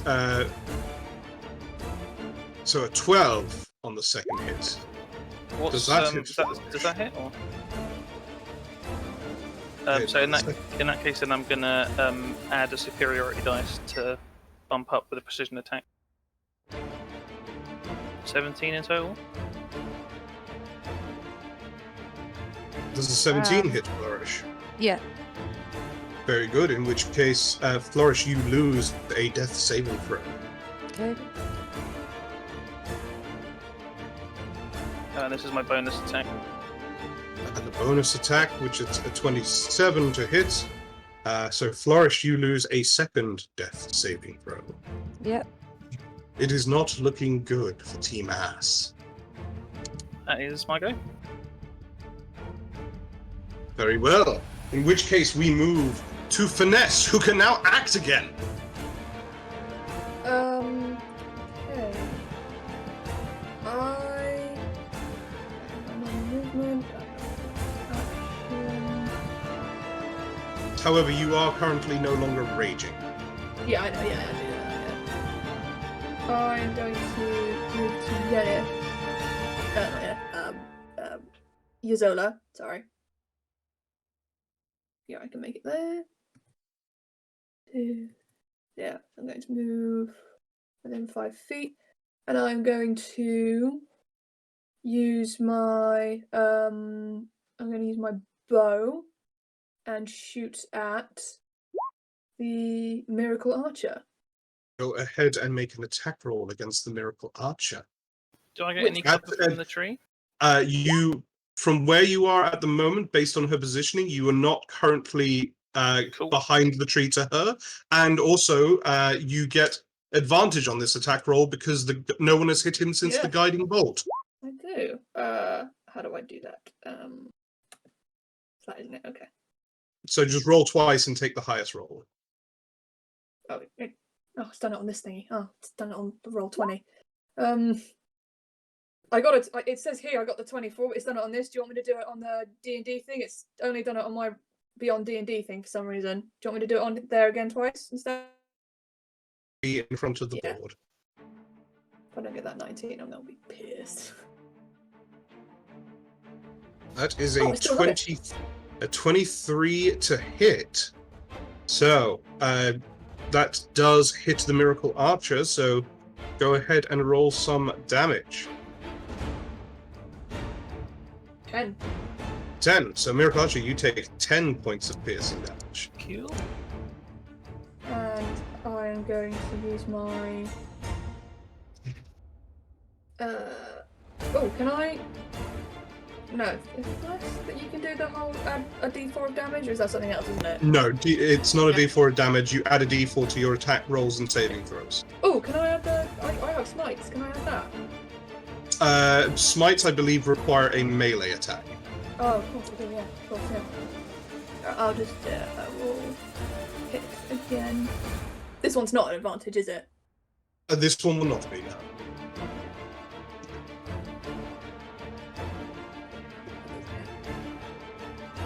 .12 is not going to hit, no. D4. Add a d4, though. Oh, yes, I can add the... Nope. 13 is not going to hit. Very well. Is there anything... I would like to cast... You have a bonus action still. Yeah. And I'm going to cast... I'm going to... Yeah, screw it. I'm going to cast Shield of Faith on Zola. So that's +2 to AC. Shield of Faith on your Zola. So your Zola, you get a +2 on your armor class. As the paladin clutches their holy symbol and surrounds your body with divine energy, ready to protect you from oncoming attacks. And then... It itches a little. Fair enough. I apologise. Cold hands. And then we move to he who casts. Who casts shall slither forward. 1, 2, 3, 4. Quick question. So if I want to cast Summon Beast, where could I cast it? It has a range of 90 feet. So in which case you could cast it up to there. Even if I don't see that area. I mean, if you summon them inside an object, that won't go very well for them, but otherwise, yes. Unless the spell specifies that you have to be able to see the area, you can cast it there. Look that real quick. But you can see within range. Fair enough. Yes, so as long as you need to be able to see the space, then, in which case. Okay. Just quick. But you can see, you should be able to see there anyways.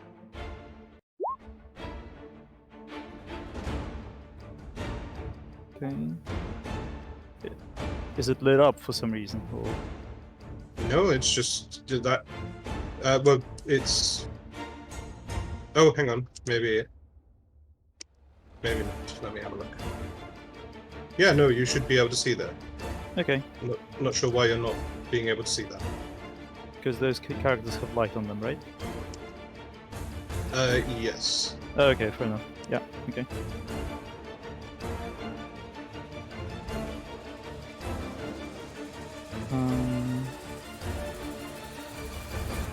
Alright. So that was 1, 2, 3. 4.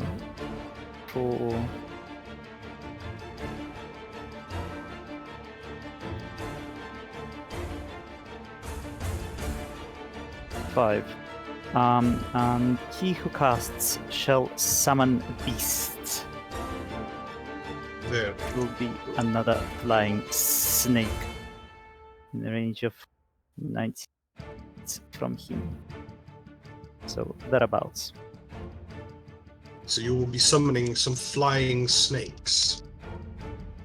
Now let me check. Is that what you're saying? What animals are you summoning? Hold on a second, sorry. Celestial Spirit. Yes, backpack. Yes. Yeah, it will be a flying. It will be a winged snake. Around hereabouts, or rather, a spirit looking like a winged.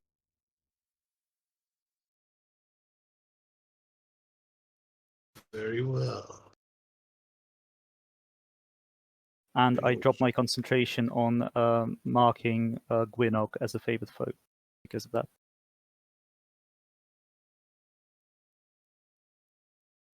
So you drop your concentration on Gwynnog as a favorite foe.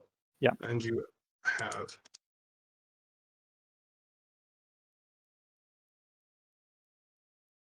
And you summon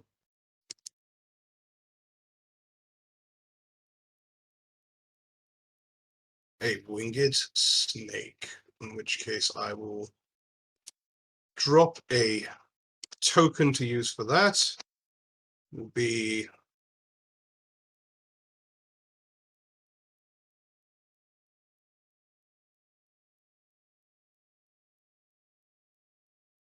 just use a generic circle for now to make that easier for me. Wonderful, thank you. And give you control over that. Very good. You have your winged snake. Okay, do I have vision with it or not? Or does it have its own vision? Summon beasts. Yeah. So for summon beast as a spell, bestial spirit medicine.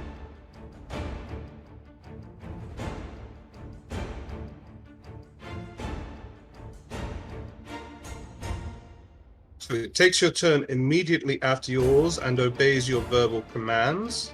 If you do not issue any, then it takes the dodge action, or it can use its movement to avoid danger. So that is up to you. What do you command your beast to do? No, I was wondering about its vision. So presumably, if I can't see a person, I can still command it to seek them out. Is that what you're implying? So it gets... Right, okay, understood. So you get 60 feet of dark vision. Yeah. So let me just set that up on the token. But it's their own 60 feet, so I won't be able to it's their own 60 feet. You cannot see it, only the snake can see that. I can see it at the moment. Sorry for taking so long, guys. So you and your beast act. You can command your beast and give it orders, and it will do what you say. But it has its own separate vision and all that. So Okay. Currently, I can see within its field of vision. you can indeed. So go ahead and what are you commanding it to do? Okay. Well, since I'm a snake person, I thought to strike. Very well. In that case, make an attack roll against finesse with your your beast.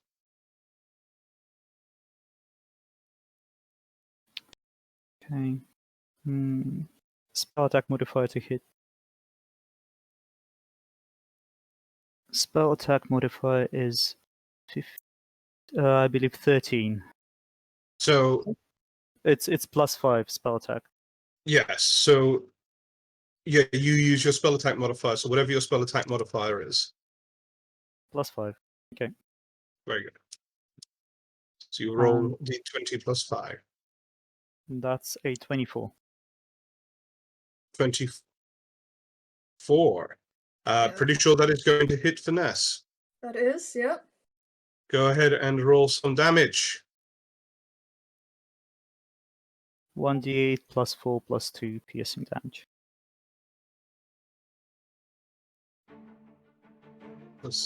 So, Plus 9 points of piercing damage. to Finesse. Finesse, go ahead and make a concentration check for your Shield of Faith. Is it Constitution saving throw. you?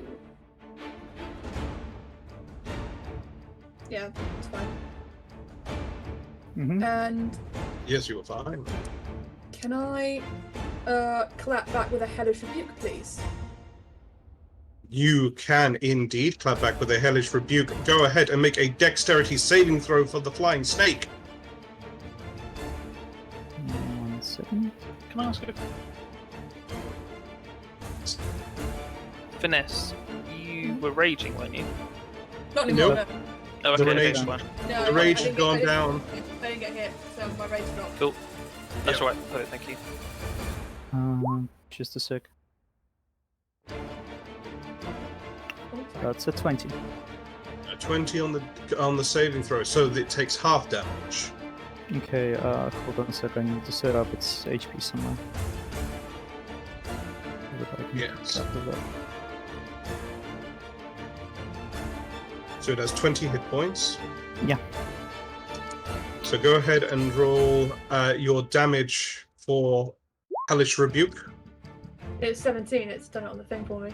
Oh, there we go. It is 17. So it is 17, which is halved to 8 points of fire damage. Okay. And So- after that, the snake would fly away. In which case, yeah, that's fine, because the reaction has been used. It doesn't provoke opportunity attacks anymore. That's fine either way then. So go ahead and move it away. So, Finesse, you see as this winged snake appears on the ground before you, lunges towards you and bites. As it does, you curl up and unleash a burst of fire from your body and singe the creature before it flies away. Excellent. And next is Sorry, going... What was the full damage I took from the snake bite? I was concentrating on the rebuke, sorry. It was 9, I believe. Thank you. 9 points of damage, yes. And then we move to Yesola.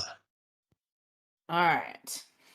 I feel strengthened by my Shield of Faith, and then I'm going to cast Spare the Dying, not Spare the Dying, Toll the Dead at Archer. Make Archer. a Wisdom save. Yes. So Miracle Archer, make a Okay. Wisdom saving throw.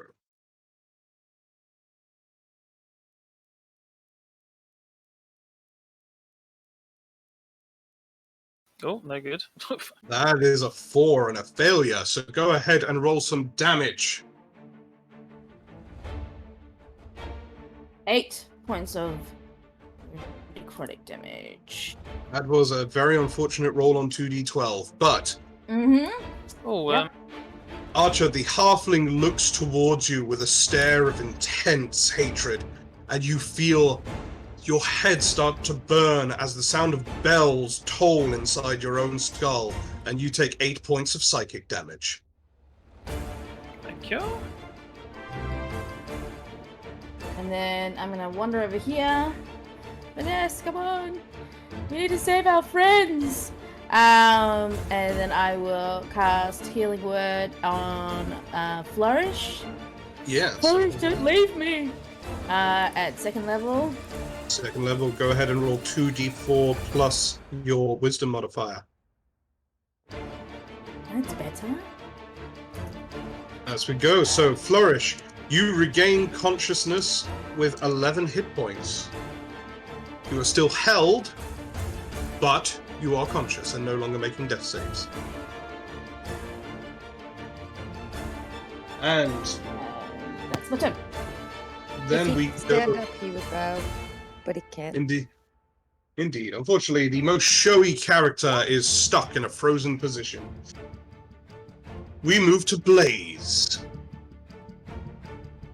I love the way you say his name every time. So intense. Okay, so I am going to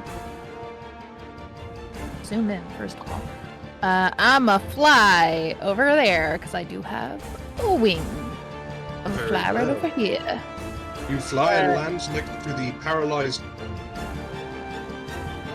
So I have a question. If it requires someone to make a save, even if it's a melee attack, if it's a melee spell attack, can it be crit? If it's a melee spell attack, if you're making an attack roll, it can be, yes.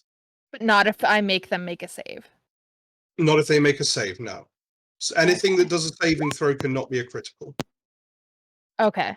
I thought so, but I just wanted to confirm. Okay, then I am going to make a short sword attack. Very good. Go ahead and make an attack roll at advantage. That is a 16. Flourish, does a 16 hit you? Yes. In that case, because Flourish is paralyzed, go ahead and roll critical damage. Okay. So that is 9 points of piercing so that's damage. 9 points of piercing damage. Yes, Flourish, you take an additional 9 points of piercing damage. Is that including the crit damage, or is that just the normal damage? That is including damage. Plus 6 radiant damage from my radiant soul. Plus 6 radiant damage, in which case that is 15 points of damage, which I believe sends Flourish back unconscious. However, the good thing is your death saves are currently reset back to no failures. Okay, and then I'm going to cast the Sword Burst cantrip because I am a Blade Singer wizard, which means that I get 2 attacks, one of which can be a cantrip. Very good. So it's a dexterity save, which you're unconscious and held. Automatically fails. Well, no, never mind. It's a dexterity save, so you lose. It's a dexterity save, but it's a melee dex save. Like, does that matter? Because it's still a melee attack. It's not a melee attack because you are not making an attack roll. If you were making an attack roll, then it would be 2 death save failures, but you are doing something that falls okay. Then in which case, I was saying... my short sword instead then, because I thought it still counted even if it's a melee attack. For the purpose of this, I'm going to say that the declared action has to stand, because otherwise, if it was against NPCs or monsters, I would say sure, but against other players, I'm going to say the dex save stands and it's a single failed death save. Okay, to keep things fair. Then I will fly. I'm a little boy over here, and he's taking the help action against whoever the heck that is. Flying. I do not know. The owl against. Okay, over to Yisola. And then can I use both walking speed and flight speed in the same turn? No. Okay. You can only like use not stacked on top of each other, but like if I flew over there, can I land and walk? What is your fly speed and what is your walk speed? My fly speed is 30 feet. My walk speed is 40 feet. It's 40 feet, and then you have moved so 30 far. feet flying. 30 feet flying. So that is your full movement. You cannot move anymore. Okay. It can be broken up, but you cannot use both of them one after the other. Okay. Then can I also ask what turn this is? This is round, I believe, 3, but I also believe 3, but I just wanted to double check. Very well. In which case, we will move to the flayed one. Right, let's do something. We need some flesh. If using a racial ability, does that count as your spell action for that turn, or is that just my bonus action? Depends on what I the have ability Misty is. Step as a bonus action. In which case, it would still be a bonus action to Just a bonus, cast it. yeah. If it's it basically acts as giving you the spell as a freebie. Yeah, without using a spell slot. Yeah, exactly. Okay, cool. Anyway, first, the owl, the true genius of the operation. The owl is going to dash here. And this is an ally of mine, right? It is an ally of yours, yes. That is Snow. No, and I'm going to use his reaction to cast light on their weapon, on Snow's weapon. Cast light on Snow's weapon. Yep. A bit of the I owl. have a weapon, but I have a shield. That's fine on the shield, then. Yeah, the owl will decay a little bit onto your shield, then it will start to glow. Very good. And the light cantrip is activated on your shield.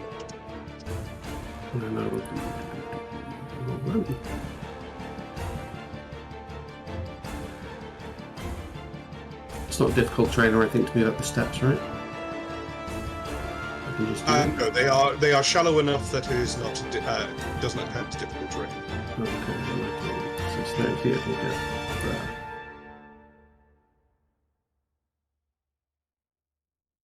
Very good. I think.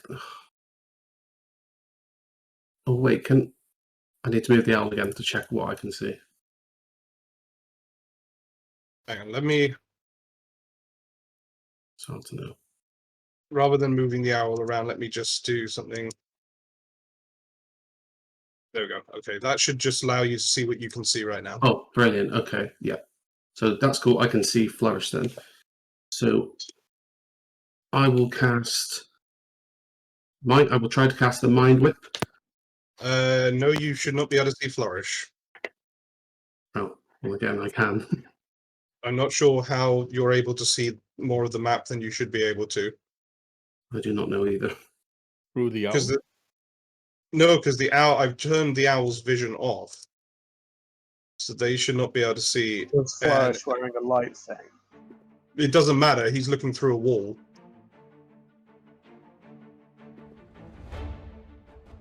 I'm not quite sure what is happening on your screen, Rob, but you essentially are against a wall, and so you should not be able to see anything past. All right, fine. So what I'll do then, if I go here, can you see where I'm pointing? Will I be able to see around this corner if I go to this square here? Will I be able to see my allies? If you move to, so if I go here, can you see me? Yeah. To there. Yeah. You can see. Who can I see? If you move to there, you can see pretty much everything up to there. Okay. All right, and that's as far as I can go. I'll just stop there. Very well. Not quite sure what's going on with the dynamic lighting for you, Rob. It seems really weird. Yeah. Let me try. If I remove that, did that change anything for you?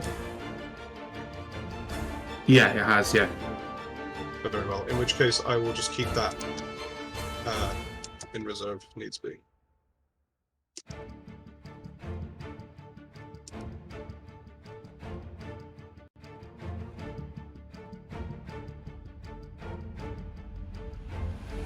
That is me. The flaying will come soon.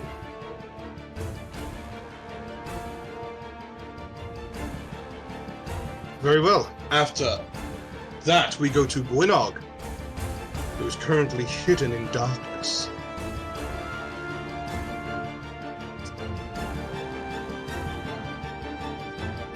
Right, who's this person and this person? So that is Snow to your right and Blaze above you. And this? And that is the flayed one. Well, that's all pretty terrible. And this up here is Sam's character, Elliot, right? Sam. Yeah, that is me, but that's Miracle Archer, yeah. Miracle Archer up at the top there, yes. I thought, no, Elliot's the... Elliot was the Warforged. Oh, well, you know, they all look alike. So I will target that Warforged. Wait, what does this potion look like, by the way? Like, what is its appearance? It is red in appearance. Okay, so I am just going to make an attack roll at Miracle Archer with advantage, and I'm using Sharpshooter, so this is going to be at -5. Indeed. However, he does have from you half cover. Okay. So 16 was the highest of those rolls. Miracle Archer, your armor class normally is 16, I believe. It is, yes. I was using sharpshooter on them both, so they both miss. I ignore cover because of sharpshooter, but I had -5. You have right, blessed, but yeah, it's even with the bless. Even with the bless, he won't be able to hit with the bless. Yeah. The second one I might be able to. No, the second one's even worse. So yeah, bless wouldn't do stuff enough. So I've made my 2 attacks. I will make. You've made 1 attack. That was at advantage. Right, of course it was. Yeah, okay, second attack then. I will also keep sharpshooter up. Okay, so we've got a... Right, so that's 21. Yes, 21. That's that will hit. Yep, and that's 16 damage. 16 points of piercing damage. So, Miracle Archer, from down here at the bottom in the darkness, beyond anything that you can see, a crossbow bolt comes flying out and hits you square in the shoulder. I'm going to take my bonus action to get another shot at advantage. So that's 18 to hit. An 18 will hit. So go ahead and roll another load of damage. That's, and that is an additional 16. And as you search for where this bolt came from, a second one comes through and hits you square in the thigh. For 6 damage. Huh? Another 16, because they're using sharp. 16, okay. Yep. Right, so 32 total over 2 hits. Miracle Archer is. Just quickly, that last hit. What was the roll to hit on it? It was an 18 total. Oh no, so it was with the half cover. It's sharpshooter ignores cover. Oh, no, you're right, it does indeed. Yeah, that's very true. So yes, right, I'm down then. Knows you are down. So Miracle Archer goes unconscious. Well, that's something at least. It's totally humiliating. So where is this? I'm having trouble sort of seeing where the darkness is because I can sort of see through it all. You are current. So 15 feet out from this person, they've got light, but other than that, it's darkness. Is that what's up? Here we go. This is what I'll do for you. Yeah. I've just turned off your dark vision. Okay, that's fantastic. So now you can see where the darkness is.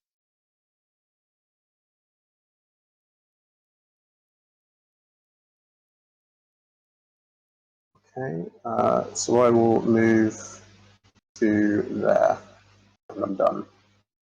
And I will turn your dark vision back on. Very good. Okay. That's awesome. Gwynog, that really helps turning it off and on like that. But, yes. Next we have Flourish. Death saving throws. Yes, another death saving. He's singing in his mind, like in his dreams right now. He's the best thing ever. Indeed. Go ahead and make a death saving throw, Flourish. So there's a 15 is a success. Whoop. So you have 1 success and I believe 1 failure so far. Correct. Indeed. Next is going to be Snow. Would Snow be able to perceive that someone is in that general direction? The one at the bottom? No. Because of his subclass in darkness, he is completely invisible. But I mean, also no hearing or anything. Like I can't hear him shoot bows and stuff. Yeah, like can you see that it's coming from that general direction? You can potentially hear it. I will say, go ahead and let's do a contested test. Gwynog, go ahead and make me a stealth check versus Snow's perception check.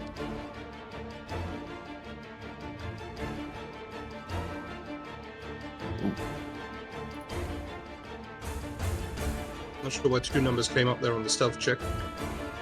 But because of the invisibility, yes, that's fine. So, Snow, what is your perception? Is a 7? Yes, you have no idea what's going on with that. It's just a 6. It just rolls automatically with advantage. It makes no difference because he gets he got a 19 total. Yes. All right. So in that case, Snow is gonna spend his movement just going left here. Yep. And let's see. And he's gonna twin cast. Let's see, Chill Touch at Flourish and this one up here. Very well. So let's see. Chill Touch against Flourish, and both of these technically will have advantage as the owl is providing a help action. Oh well. So that's 23 and 24 to hit. I guess the 23 for Flourish. One. Yeah, so Flourish, you lose another death saving throw. And Yasola, you take 12 points of necrotic damage as you feel a chilly hand materialize in front of you and grab onto your throat, pumping you full of dark necrotic energy. And neither of you can take any regain any hit points until the start of my next turn. Indeed. So neither of you can regain hit points until the start of your next turn. Very, very interesting. A very clever move. And is no, he's not within range.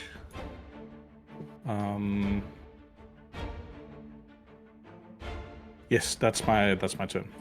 Very good. Miracle Archer, go ahead and make a death saving throw for him. That is a success. So you have one success on your death saves. And then we go to Finesse. I would like to use my movement to get all the way up to here, a little bit. Yep. I would like to hit him with my glaive. Go ahead and make 2 attack rolls for me. Or, yes, you have 2 attacks at this point, don't you? I do, but he's down, isn't he? So is that a kind of... You get advantage on the attack rolls. Yeah. So go ahead and make the first one is a 20, which is a hit. So Miracle Archer loses 2 death saves. And then go ahead and make the second attack at advantage.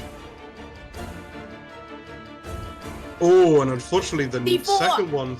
I have a... Yeah, I have a... It's not going to make a... The D4 is not going to make a difference here.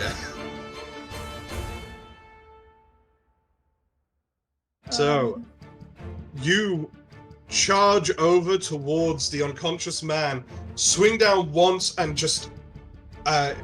swing down once with your glaive, cutting at his body with it, and then as you swing the glaive round on the other side, the glaive instead makes contact with the tree and can't get through.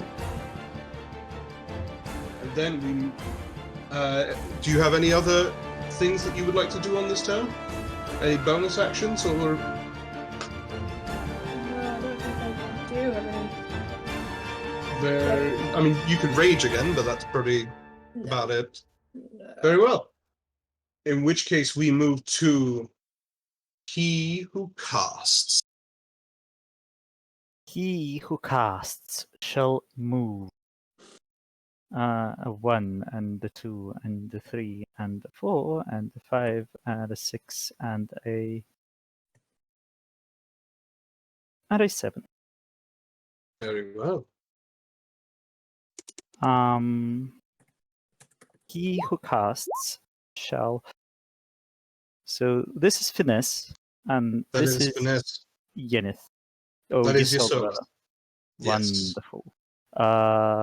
Do I have any impediments in attacking Ysolda? At the moment, from where Ysolda is, I am going to say, because Ysolda is a halfling, and this area here is about 5 foot high. From where you're standing at the moment, I'm going to say that she has 3/4 cover from you currently. I see. Okay. Because of her small stature. That is fine. Then I shall shoot my bow at. Just a second. At.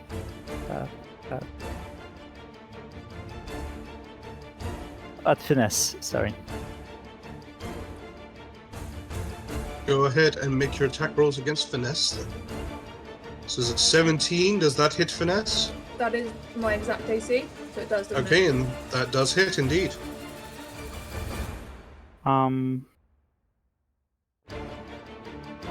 Okay. That's piercing damage. So 8 points of piercing damage to finesse. Can I clap back with Hellish Rebuke, please? Believe so. They're enough range to do that. Oh, it's 60 feet. Sorry, yeah. Yeah, unless he's out of range. In which case, no. He is indeed out of range. How deep does that water look like? Looks like it goes pretty deep. Ooh, wonderful. Then a swarm of flying snakes will fly towards Finesse and try to carry them into those murky waters. Okay, Finesse, go ahead and make a strength saving throw. 15. A swarm of snakes. So that would be a success. Yes. If I remember correctly. So, as the arrow makes contact with the... Are you sure that was a saving throw and not just an ability check that you rolled? No, it was a saving throw. It's a strength saving throw, and it was a success either way, so let's not dally over that. Okay, so the arrow makes contact with Finesse and then bursts into a small swarm of snakes. The snakes try and grapple you and pull you towards the water, but you are able to kick them off because of your superior strength. Okay. You will not have me, snake demons! You'll see about that. Extra attack with a longbow. Very good. Go ahead and make another attack roll. A 24 will hit. Yep. Go Another ahead and make 6 piercing damage. And hold on a second, sorry. I can, due to having piercer feat, I can reroll one piercing die during my go turn ahead and and hit damage. Okay, very well. Go ahead and roll. It's going to be D8. 10 damage total for the second hit. Yes. So 10 damage on the second shot. 10, 8, 18. Maths. Can you? Is your snake still up? Yep, it is. It will have its turn after me. Oh, okay. Very well. And then, what else would you like to do then, if not for your snake? So he who casts shall do nothing. I don't think you have anything else that you could do anyway. I'm pretty sure you've done movement action and bonus action at this point. I haven't done bonus action. Have you not? Okay, fair enough. No, Well, it if you doesn't have matter. any bonus action. If you do have a bonus action, you're welcome to use it. I do not wish to, thank you. That will Very- be it for he who casts, and he would proclaim the snake to go and strike again. Very well. What is the movement of the snake? It is 60 feet flying. 60 feet of flying, in which case it can move to there.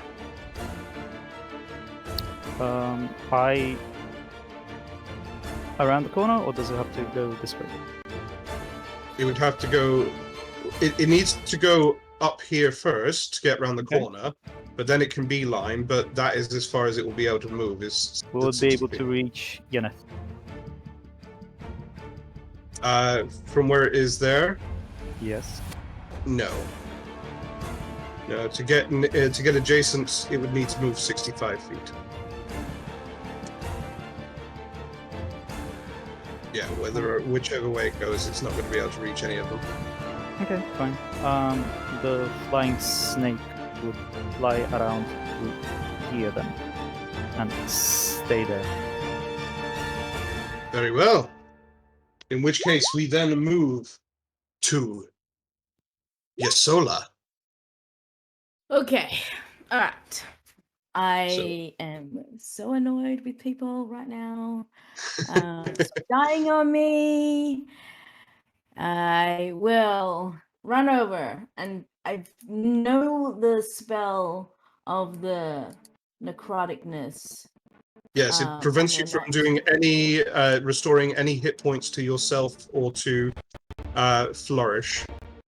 Yeah, so, but I can cast Spare the Dying, yes? You can cast Spare the Dying, which means that they will stabilize. Yeah. However, they can still lose death saves from being attacked. But doesn't that reset the number of death saves? It is an interesting question. That's, yeah, I just want to know if that... Because it goes to... They become stable, so that should reset. Yeah, so they become stable and...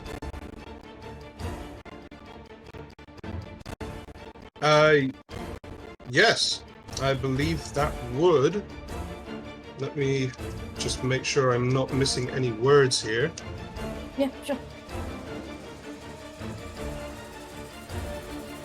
Yeah, because I wasn't sure, because it's not a healing per se, it just makes them... It's like a medicine check, I guess. Number of failed death saving throws resets to 0 when you gain any hit points or become stable. Yeah, so in which case, Flourish is reset back to 0 failures and 0 successes and is stabilized. Awesome. And then I will bonus action cast Spiritual Weapon at 2nd level. Bonus action will... Spiritual Weapon at 2nd level, at base level. Come on.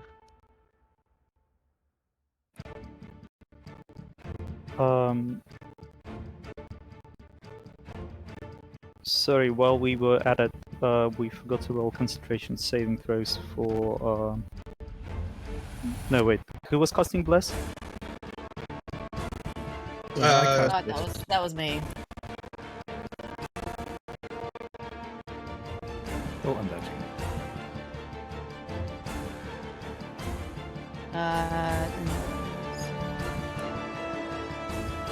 Who are you trying to attack with that one? Blaze. That's me, that don't hit. The spiritual weapon is summoned into the arena, but... Wait for it. Wait, isn't spiritual weapon a concentration spell? Nope. There is no D4 you could add to that to make it hit my AC. Okay, well, I have Bless anyway, so I was gonna roll it. There we go. Okay. So you summon the spiritual weapon and make a swing at Blaze. Blaze, however, you are using your wings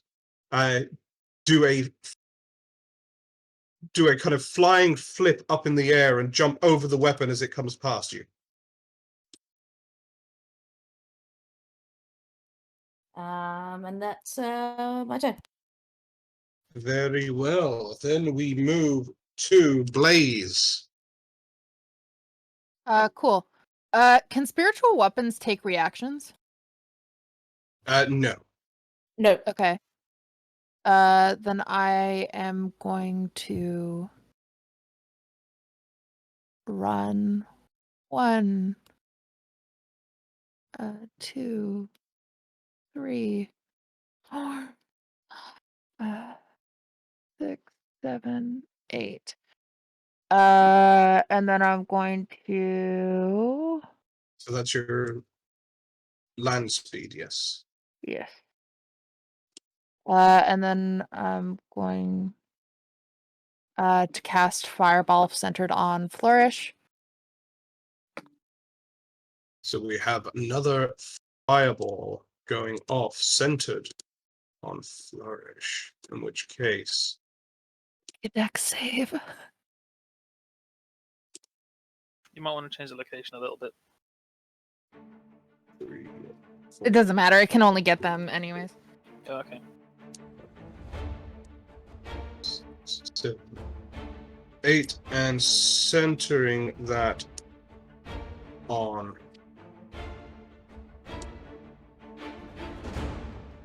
Flourish. Yes, we have an automatic failed death save on Flourish, who loses a death saving throw, and a what I'm assuming is a successful dex saving throw from Ysola with a 21. I don't know what half of 38 is. It's hard math. 19. Half of 19 Thank is, you. So Ysola takes 19 points of fire damage. Plus another 6 points of radiant damage. Plus another 6 points of radiant damage. So that is 25 points of damage total.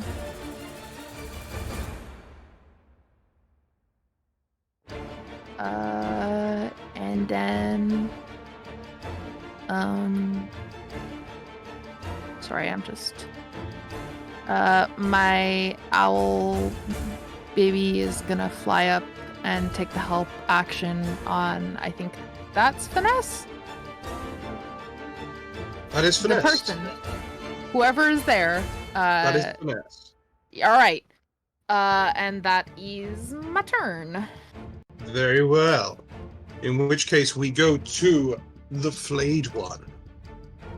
I'm coming. Can I climb across this little ledge here, or do I need to go down and around? It's like a kind of corner. At least it's what it looks like to me. It's black. It is indeed a bit of a corner there. I will say make an acrobatics check if you would like to try and squeeze No, I would not. I would not like to try to do that. I will just teleport. That's how a wizard works. I will Misty Step here, the bottom of the steps. Very yes, well. I can see people.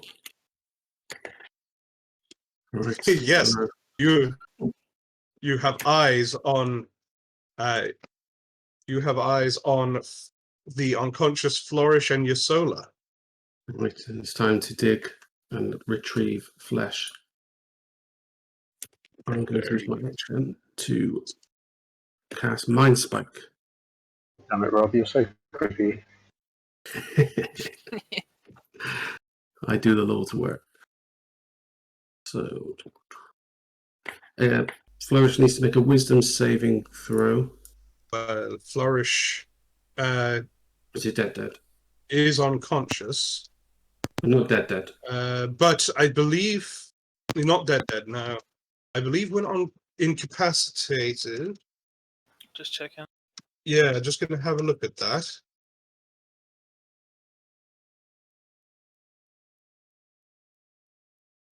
Incapacitated. Seems to only affect strength and dex throws. Seems very weird Yeah. to me that an unconscious person could mentally resist anything. I'm not Well, arguing against that. It just seems like a weird rule. That's completely fair. Like whilst you're unconscious, your mind is still kind of active. So Flourish, go ahead and dreams. Actually, to be fair, it doesn't really matter because it's still half damage on a exactly save. So Flourish, you lose another death save. Vivica leans over to the Grand Overlord and says, And I am aware of the he just kind of raises his hand, is like, yes, I am aware of the situation. Let us get through. Let us take a small reprieve from this tournament, so that people may relieve themselves and refresh themselves, and we shall return shortly. I do love the Hey idea guys, that we're I'm allowed. Sarah, I'm the director of the Wayfarers League, and I thought I would take this time to tell you a little about who we are and what we do.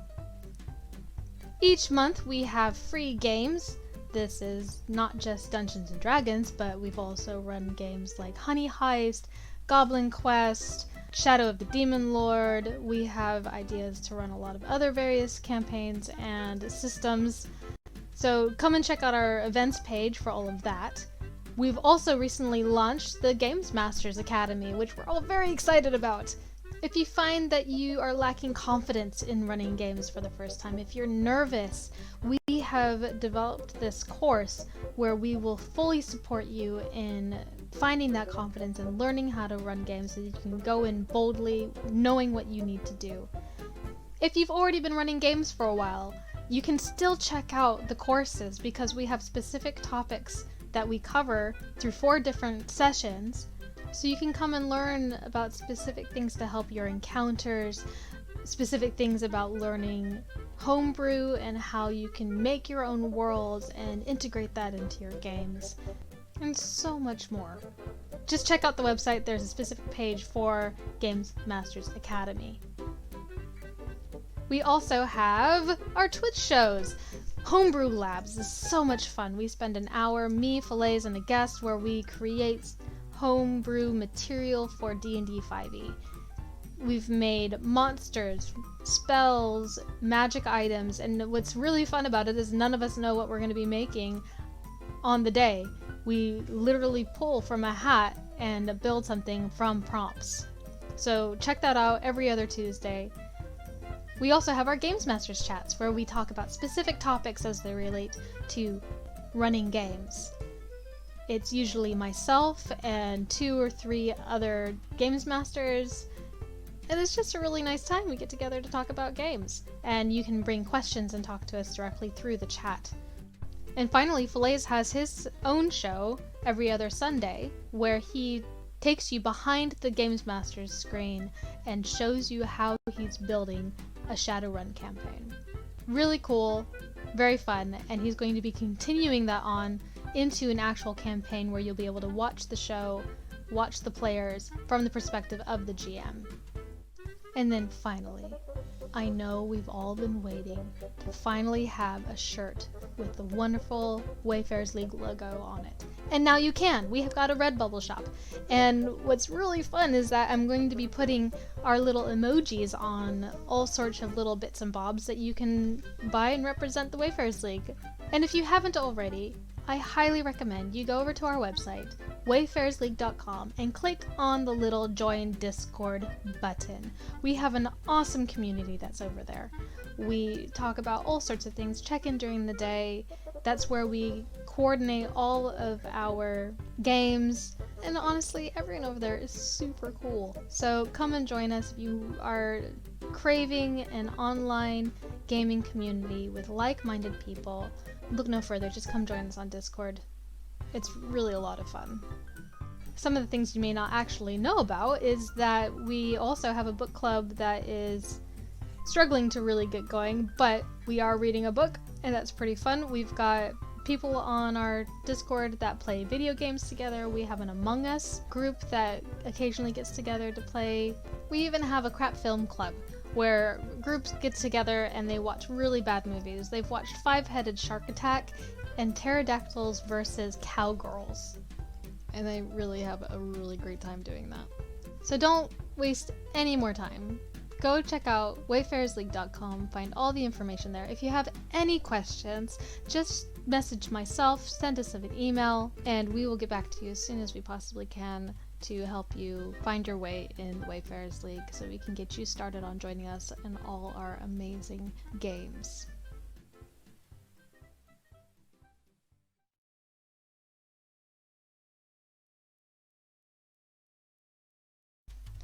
Hey guys, I'm Sarah, I'm the director of the Wayfarers League, and I thought I would take this time to tell you a little about who we are and what we do. Each month we have free games.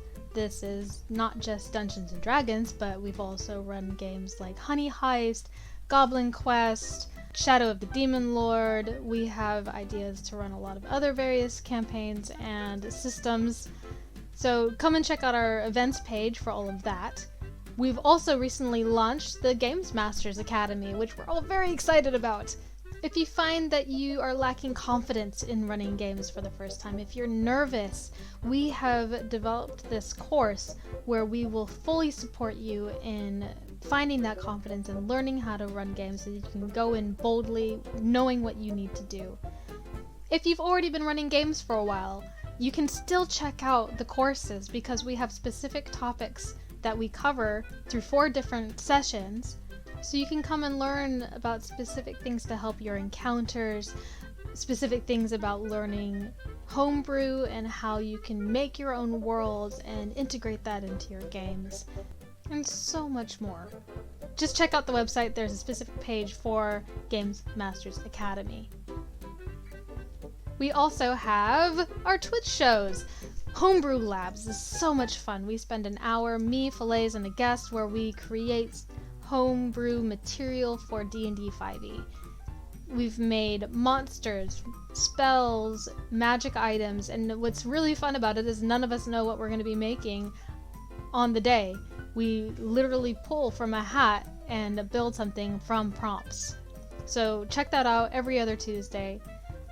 We also have our Games Masters chats, where we talk about specific topics as they relate to running games. It's usually myself and 2 or 3 other Games Masters, and it's just a really nice time. We get together to talk about games, and you can bring questions and talk to us directly through the chat. And finally, Flayers has his own show every other Sunday, where he takes you behind the Games Masters screen and shows you how he's building a Shadowrun campaign. Really cool, very fun, and he's going to be continuing that on in. And as we return back to the battlefield, Gwynog, you are up.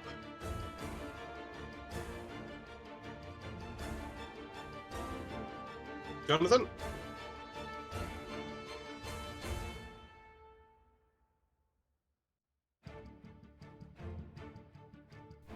Oh, we may have neglected to make sure everyone was back. That is a concern. We should have probably checked that. I'll take this moment that Vivica leans forward and points out the flayed one and says, "Sir, my lord, do you suppose that we could reconsider if that team wins about the conditions? Because I believe he would do very well here."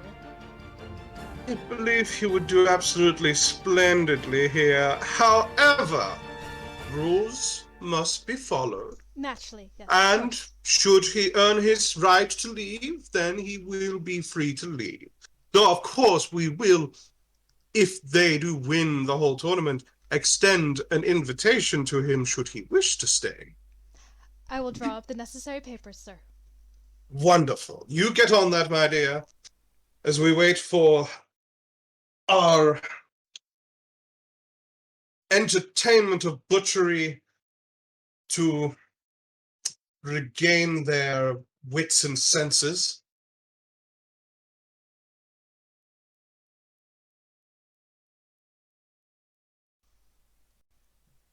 Could you give us Gwynog, are you back yet? Flays, actually, I was wondering if you could give a quick run-up about where everybody is currently at. Where everybody is currently at? Very well. Currently, up here by the tree, we have the Miracle Archer unconscious and making death saving throws, with Finesse standing over him and doing their best to make sure that he fails those death saving throws.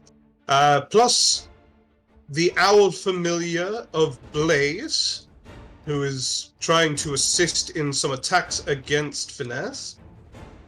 Then over to the right slightly, we have He Who Casts, who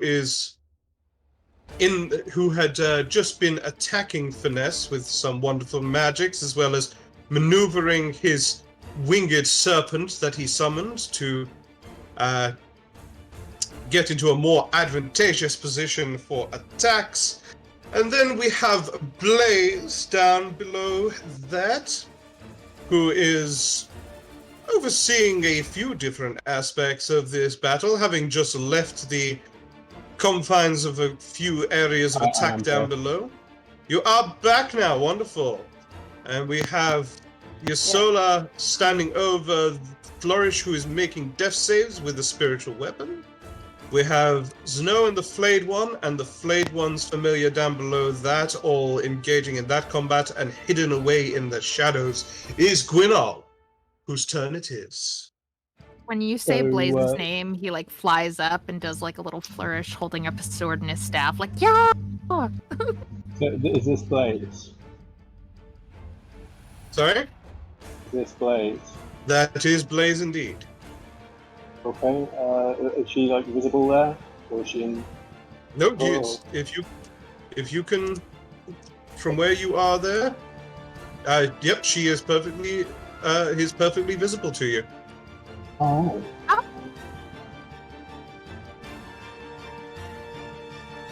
Yep, I'm going to take a shot at Blaze. Very well. Advantage. That's a 23 to hit. 23 to hit on Blaze. I cast shield. That makes Alright. my AC 24. 24. Oh, very interesting. So the first shot. Oh, that is very true. We have a bless still going. Go ahead and roll a d4. Thank you. Actually, it makes no difference. It will hit either way. It will hit. It will hit anyway, even on a 1. So it still hits. Go ahead and roll some damage.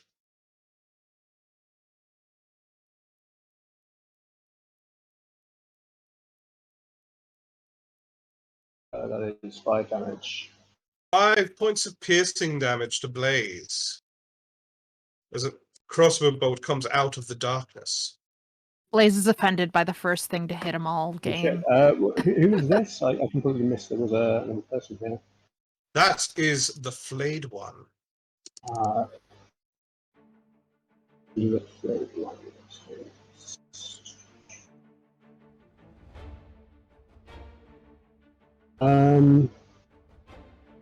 I guess I will take a shot at flayed one. Why not? Get a shot, Rob. Very well. Go ahead and make an attack roll with advantage. I think that's 14 for that. That is a 14. Flayed one. What is your armor class? I will cast shield. Very well. What does that make your armor class? Blast. Yes, we get Higher than a 14. It makes it. Yes, but 20, because 21. No, sorry, 19. it makes it a 19. Okay, so a bless isn't going to make a difference. Very well. Okay, that's them. I guess I will take a shot at Violet again. I'm using my bonus action to give me another shot with my hand crossbow. Okay, did I just get disconnected? Can you guys still hear me? No, I think Flay's just went We again. have lost Flay's once more. Blast. Be back So, Hey, he's back. My Discord roll face of emotion. Yeah, my Discord just decided to reset its Yep, stuff. I'm going to take another shot at Blaze. And, Very well. I'm going to make this one a sharpshooter shot. Very well. Go ahead and make your attack roll again at Blaze.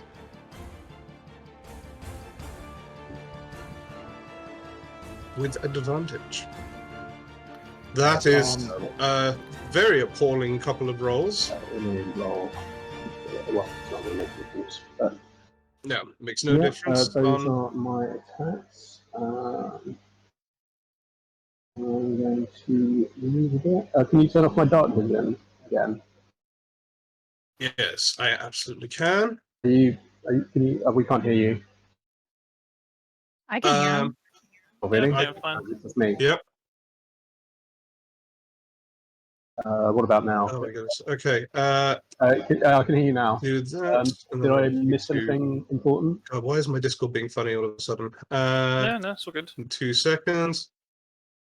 Yeah, Blaze, we can hear you fine. There we go. Okay, I think that should fix everything. And Gwynog ends your turn there, and next will be Flourish, who is not making death saves anymore, but... Yes, they are, because they're... Yes, I am. Yeah, they are again. You are again? Yeah. Okay, in which case make another death save. So that is a success. Okay, so 2 failures, yes, or Correct. and 1 success. 2 Correct. failures and 1 success on Flourish. Didn't it reset because I spare the dying? You did. Yeah, but then it there got was hit again. fireball. Then someone And- fireball. Oh, fireball. Ah, dang it. The fireball only did 1 failure though. Flourish Yeah, was she hit got another after one that. from. Yeah, I got another. Yeah, from the evil hand thingy. Yeah, yeah, yeah. I'm peeling away our temples. Very good. In which case we go to Snow. Did I notice the barrage of arrows coming from down south? Go ahead and make a perception check. It's a 16. A 16, and I believe the stealth check that was rolled It's 19. was a 19. So you see the arrows, but you don't know where they're coming from. All right. I am gonna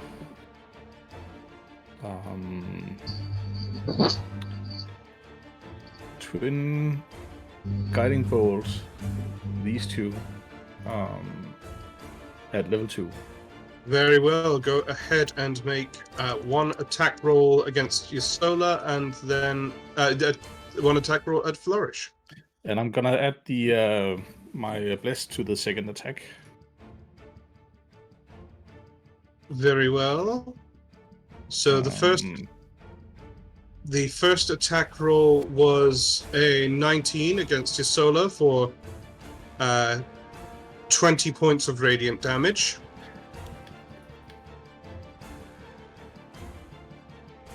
So that happens, and then the second one is an 8, so that will miss. All right. There's no advantage. Nope, because it's a ranged attack against someone who is currently prone, which would give disadvantage. So even though you get advantage from them being incapacitated, it cancels out. I actually have to make a concentration check because I was hit. Very well. Go ahead and make. I do get a +4 to that, but it doesn't matter. Does not matter. So, what spell do you were you concentrating on? Hold person. On the whole person. Okay, so Flourish is no longer being held, however, is still unconscious. However, yes. And your solar is down. And your solar is down. This could be a very severe change in their chances. All right. So there's nobody in. All right. Let's see. I'm gonna run up to here. Very good. And so I twinned the first thing. Can I quicken as a cantrip? If you have a cantrip, you can cast as a bonus action. No, that's what I wanted to do. Quicken the cantrip itself. Oh, quicken the cantrip. Yes, you can quicken the cantrip. Just you have to expend the sorcery points to do it, but you can do that.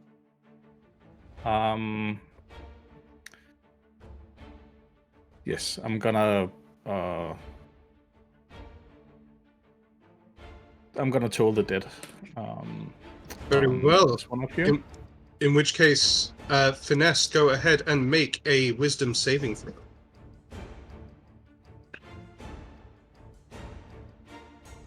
That is a 17 to save. Does that hit your save DC, Zeno?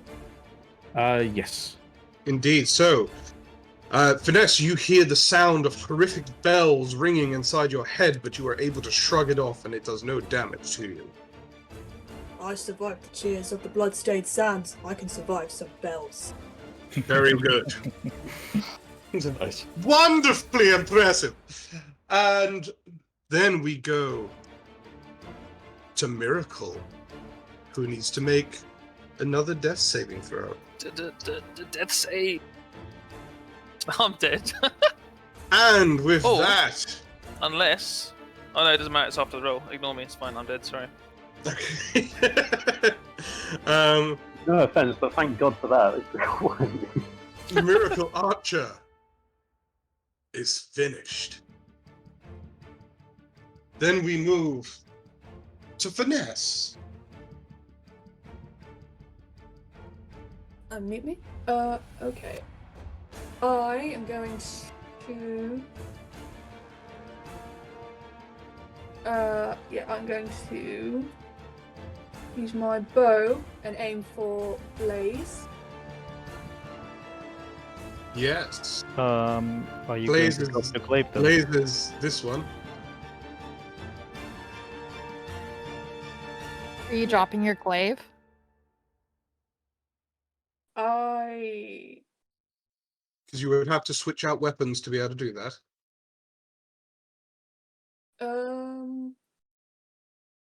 That's just an action, though, isn't it, or something? It's a movement action to swap out a weapon. Dropping a weapon is a non-action. Unsheathing a weapon is a free action. Okay. I shouldn't be, but Yeah, okay. dropping weapon is a free action. Dropping a weapon is a free action, but stowing or drawing a weapon, I believe, should be movement. As per sage advice, dropping a weapon is a non-action at all, but taking it from the ground or unsheathing it or sheathing it is a free action. Yeah. Very well. Okay, you can swap out your weapon with no problem then if you're dropping the glaive on the ground. Yep, I will do that. Very well. So I've used one action to unsheath the bow now, haven't I? No, so it's a free action to do that. Cool, okay, and then I'm going to take a shot at Blaze. Okay, go ahead and make an attack roll against Blaze. That will not hit Blaze. Nope. And speaking of which, all of your blesses have gone down now as well. Cool. And I will take another shot at Blaze. Very well. The 19, I believe. Nope. The shield negates that one. Yeah. It was a shot. Literally. Yep. So wait, Very well. Did she cast the shield in the end? I thought with the bless it was a hit that she couldn't negate the shield, then that's why she took the hit. Yeah, but I had still cast it. I mean, I can cast it now if you want. Either way, I'm gonna cast it, and it's not gonna hit okay, me. sure. I was just checking. Whatever. It's all good. Either way, the shield is going to be there. So, two shots from... Yes. As a bonus action, can I pick my glaive back up or something, or is that just on the ground, maybe? I would say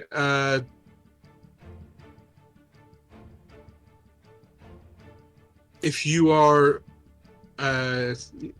you can, if you want to drop your bow as a bonus action. That's what I'll say. No, okay, I'll stay as I am. Okay, very well. In which case, we will move to he who casts. Yes, good. He who casts shall move a 1, and a 2, and a 3, and a 4, and a 5, and a 6, and a 7. And then he who casts shall fire his bow. Quick question. So if Finesse cannot see me, does that mean I'm getting advantage on those hits? If Finesse cannot see you, then yes, you do get advantage on shots when you are unseen. So you are currently in a position where Finesse cannot see you. Okay, I would like to use that then. And fire at Finesse. Very well, go ahead and make an attack roll at advantage. Well, twice, if you don't mind.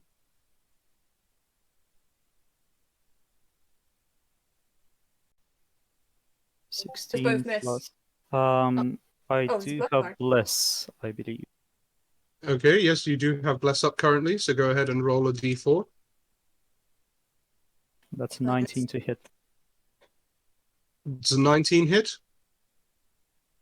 It does, yeah. Yes, it does. So go ahead and roll some damage. 11 piercing damage. 11 piercing damage. Very well. Finesse still feeling alright? I'm fine. Okay, cool. Okay. Just. And the swarm of actually, yeah, the swarm of snakes is just going to fly out and attack and deal 1d6. Very good. Roll another d6 for damage. So it's an additional 5 points of damage as the snakes explode from the arrow this time and start biting you instead. And yeah, I'm going to use extra attack. Very good. Go ahead and make another attack roll. That is definitely a hit. 10 piercing damage. That is 10 points of piercing damage to Finesse this time. Incredible. Anything else from He Who Casts?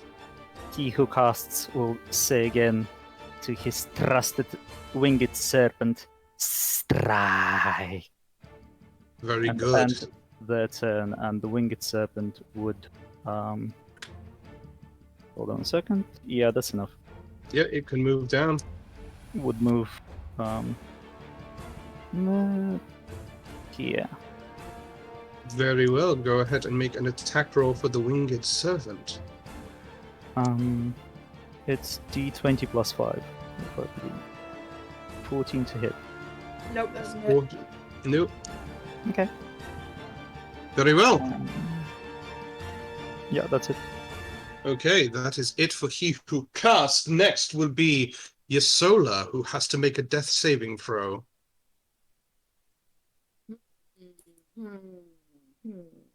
Death saving throw, okay. One. There we go. Oh yeah, fail that. That is a failure for the first death saving throw. Next is going to be Blaze. Wahaha. Okay. Can I make? Well, I guess I can't even see in that far. Time to go to Finesse. My little owl BB is actually. Wait, where am I? How many people are still up? Hot question. You don't From know. From Okay, what you can so see, Elliot is dead, or Flourish is down, Yasola is down, so I Yes. can math that two are left. Yes. Okay. So I'm just gonna walk over here. And then I'm gonna sword burst, which is a dexterity save, which they both fail because they're incapacitated, so they both lose a death save. Yep. How's Flourish doing on death saves at the moment, Katie? Flourish is perished. Flourish, with a burst of swords, is no more. That's tragic. Yasola, I believe, is on 2 failures. Well, hopefully one more. As I will stab. Very well, go ahead and make an attack roll at advantage. The 25, I'm pretty sure, is going to hit. And with that, Yasola is also no more. Cool. My owl is taking the help action on Finesse. Very well. And I'm moving 5 more feet over here. And that's the last of my walk action. And that's the last of my actions. Very well. Then we move to the flayed one. Things are going swimmingly. Somebody did fire at me, though. Yes, go ahead and make a perception check. I will choose to roll the 17, and that gives me a 20 total. Okay. You saw the arrows come from down here, but then heard someone run along in this direction. Sorry, which direction? In this direction. Okay.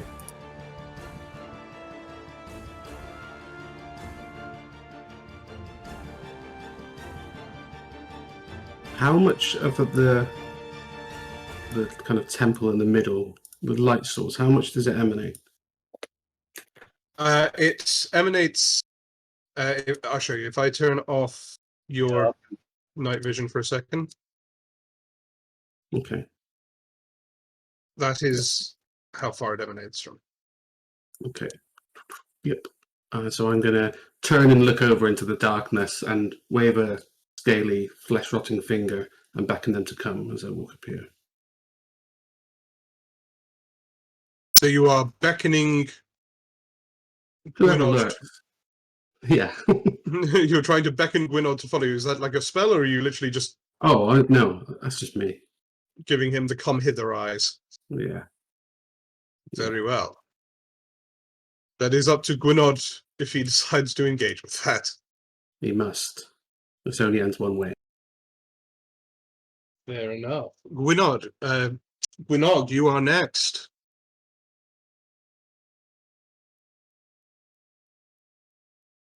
What was the essence of that offer? He just he sort of beckoned me. Can I move in ready in action, or do I have to stay place? How? What do you mean? So can I walk up there and then ready my action to cast my spell? Ready is an action, so you can. You can ready. Yeah.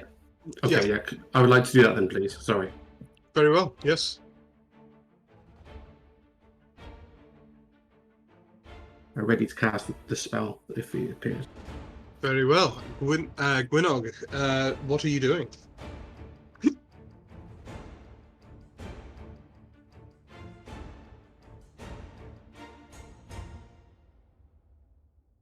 So David's character, Snow hasn't taken any damage yet, right? Nope. Squeaky clean. This is bad news, Bears. I mean, how many of you can cast a spell? Do you feel like volunteering that information? No? Okay. What did you say?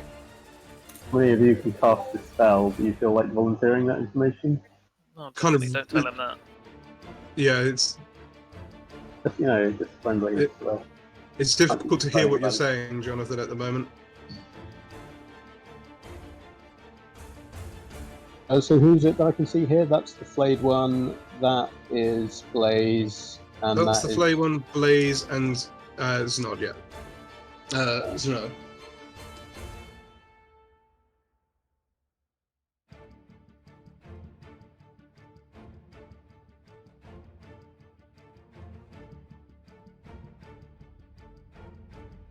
So what are we doing, Jonathan? I'm just gonna move.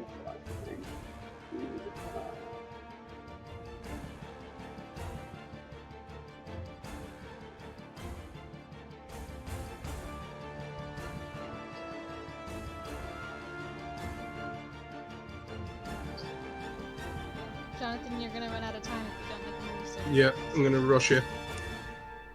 Yep, it's all good. I've moved. I've dashed. You moved and dashed. Okay, very good. Next. And I'm just gonna spend a bonus action casting Zephyr Strike.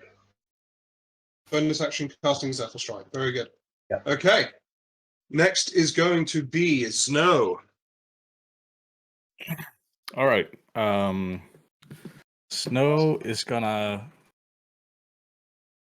guiding bolt up here. Very well. Go ahead and make an attack roll. This will be at advantage because you are receiving a help action from an owl, who is currently flying around Finesse's head, being very annoying and distracting. Yes, she's just occasionally ducking down, like looking like she's gonna peck you, so you duck, but then she doesn't peck you, but it's just like, it's psychologically scarring.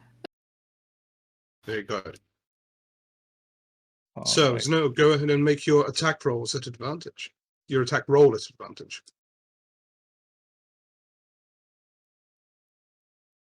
Yes. All right.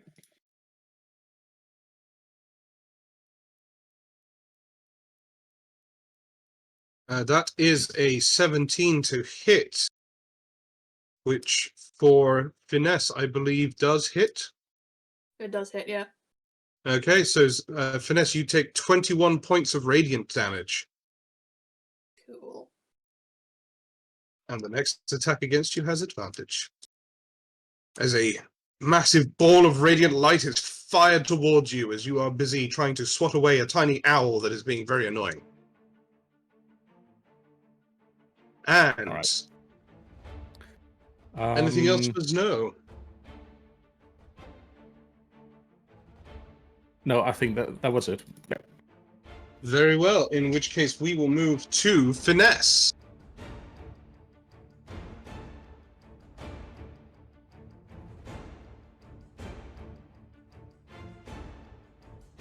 That's muted. I'd like to pick my glaive back up. Very well. In exchange for the bow? Can I sheath the bow? Yeah. Yes, you can sheath the bow and... Yep, that's fine.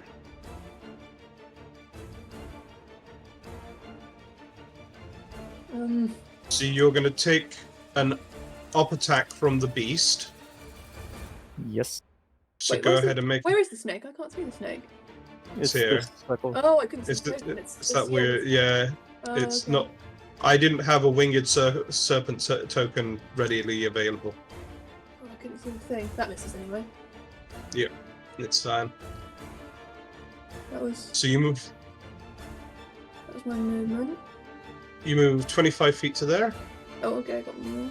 I get down. Yeah, you've got... You would, that would also be 25 feet to get to there. Like, you can move more than that if you want. That's 30, isn't it? That'd be 30 to get to there, yeah. I mean, you don't have to move your full movement, but that's what you got. Yeah, so I want to tuck in, you know, just try and get out of line of sight. Okay. So you're going to try and take cover in this kind of corner bit here. Yeah. Okay. So you kind of get down low and try to give yourself some cover. Yeah, and then I'd like to...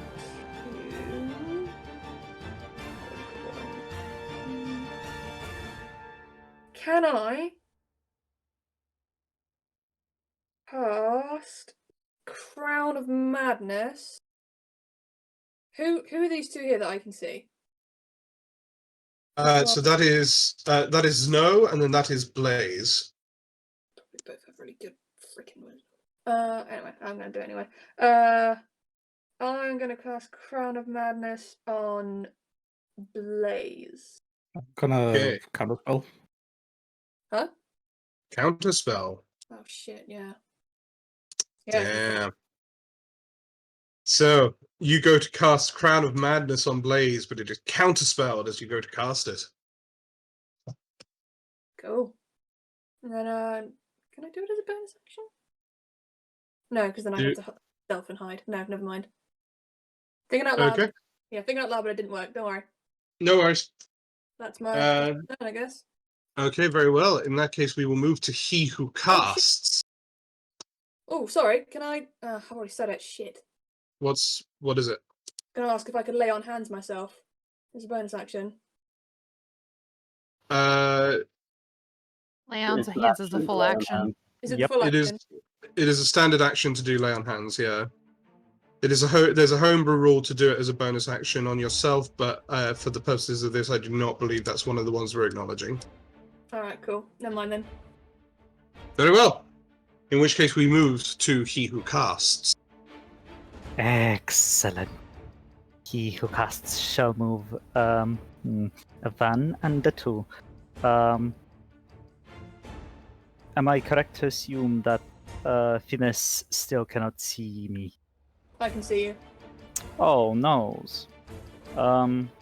Is there any way for me to perceive the distance of visibility, or do I just have to run away?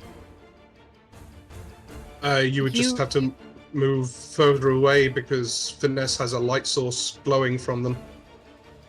Do I know will I be able to see the range of it? How far away? Here. You have advantage to hit Finesse because of Guiding Bolt. Yeah, you have advantage anyway. Okay. I shall choose to move 1, 2, 3 here. Or rather... Okay, I mean if you go there then you can no longer see Finesse. Yeah, hold on.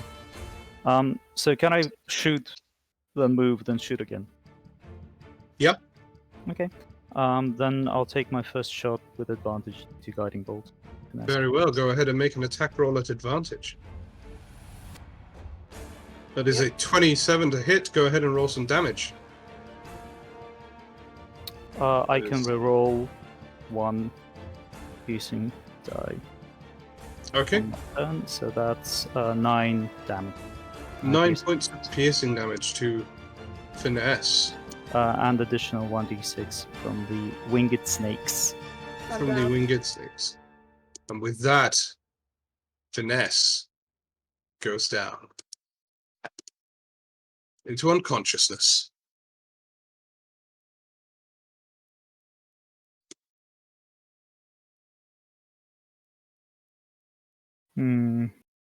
Okay.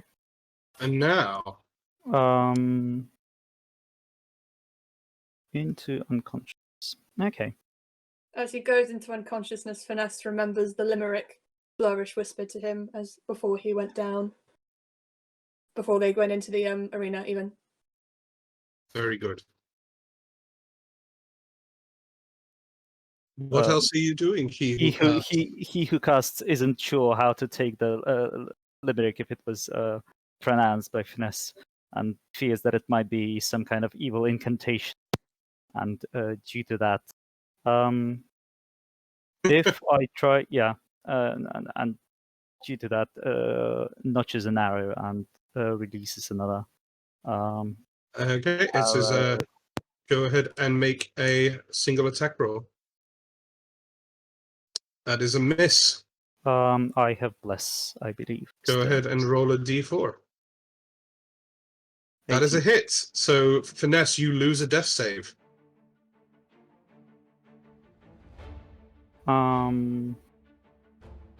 I've made one movement on my turn so far. You've used part of your movement, yeah. Yeah. I will be able to walk to here, right? My walking speed is 35 feet. And you've only moved 5 feet, have you? I was standing here. Okay, that's fine then.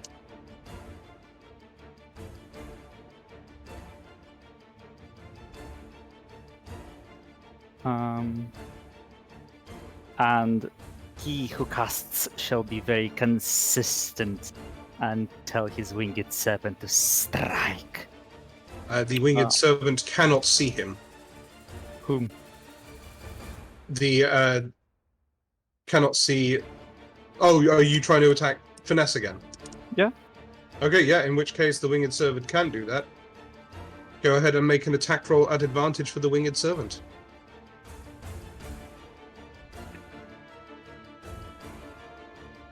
With the 17, Finesse loses her final 2 death saves, as it is a melee attack, and is no more.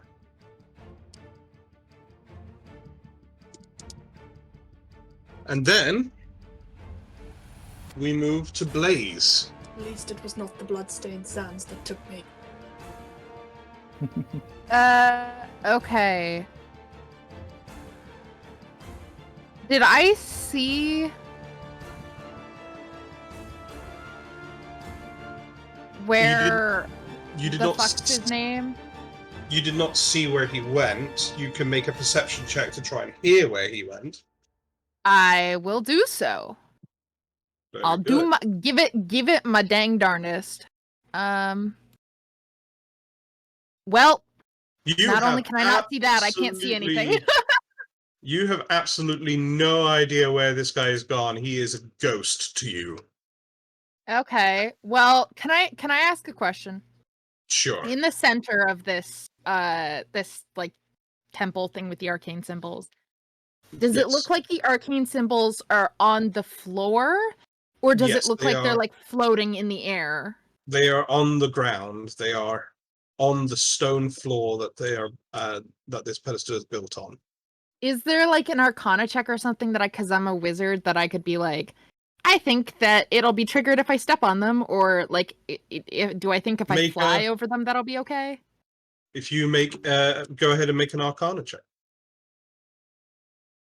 16. 16. You think if you fly over them, it will also detonate. Okay, fair enough. All right. I guess that's not what I wanted to do. I guess I will. Okay, I'm gonna walk 1, 2, 3, 4, 6, 7, 8. And I guess I'll hold my I'll ready an action that if I see if I see what's his face? What's his name? Okay. If I see him Gwynnog, if I see him I'm blasting a fireball at his face if he comes within 150 feet. Very well. Then we will move to the flayed one. Gwynnog does not seem to have accepted your invitation to join you in the center. The withering will come to us all in the end. It's just a matter of time. I'm not worried. One of these days you'll play an optimistic character, Rob. Never. I'm just going to step forward and continue with my challenge to Gwynnog, and prepare to cast Mind Spike if I am able to see him. Very well, so you're just stepping there and holding Mind Spike. I'm readying action, that's right, yep. Okay, very well. In which case we'll then move to Gwynnog. So when Finesse went down, yes. Did her light source go out when she died, or is she still wearing it around her neck? I'm going to drop my light as well, sorry. That is a fair point. There are still light sources. If you could put her light back, I would very much like that. No, that's complete. If her light would stay, then I wouldn't be standing where I'm standing. I would have moved in a different way. You'd already ended your turn and moved your beastie there, right? Yeah, but she was still down.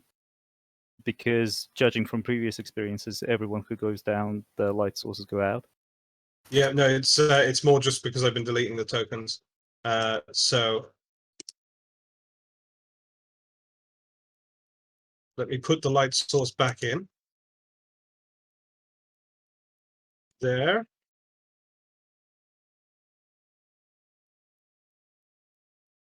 And then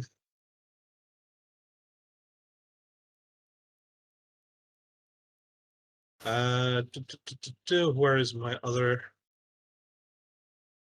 light source carrying character?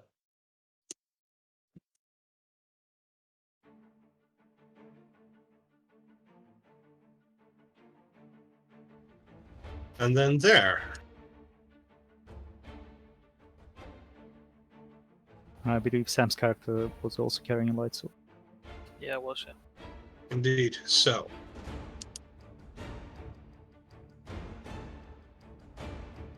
And your character was up here. Right behind the stream. Yep. So. Yeah, and I wouldn't have willfully gone towards Sam's character because they're up currently. Very well. So the light sources are back in place. Can I reposition my character then? I mean, not really any way you can. I would move up. Yeah. So can I attack, or what are we doing? Sorry? Can I attack? Yeah, you can make an attack. Alright, sharpshooter. I would say, like, if you were to move, because you were... And even if you were to move, yeah, so you would have been... I moved from here, from this point, and I would have moved back up here behind the stream. You would have moved up behind the tree? Yeah. Very well. For the purposes of that, then, because the light sources didn't actually disappear, we will say that you were up there. Thank you. Very well. However, even being behind the tree,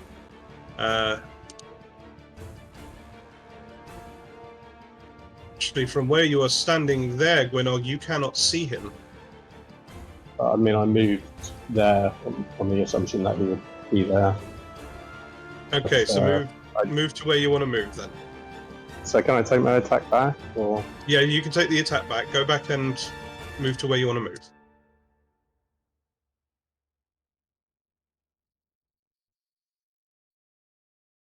Just a bit of retconning.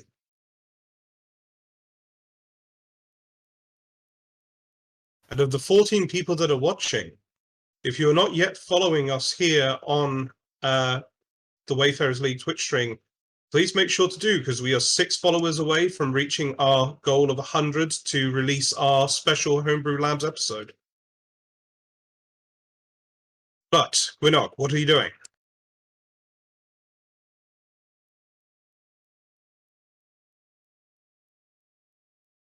Jonathan, you're muted. I'm going to use Zephyr Strike to get an extra 30 feet of movement. An extra 30 feet of movement, okay. You get 30 feet of movement from Zephyr Strike only after you take the attack with advantage.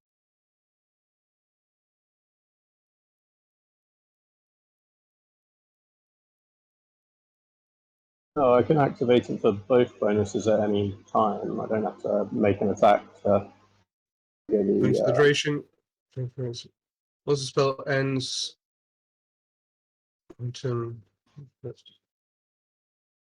Yeah, no, it's not specifically after the attack is made. Okay, sorry. Yeah. Alright, can I keep my first attack roll, or you want me to roll that again? It would...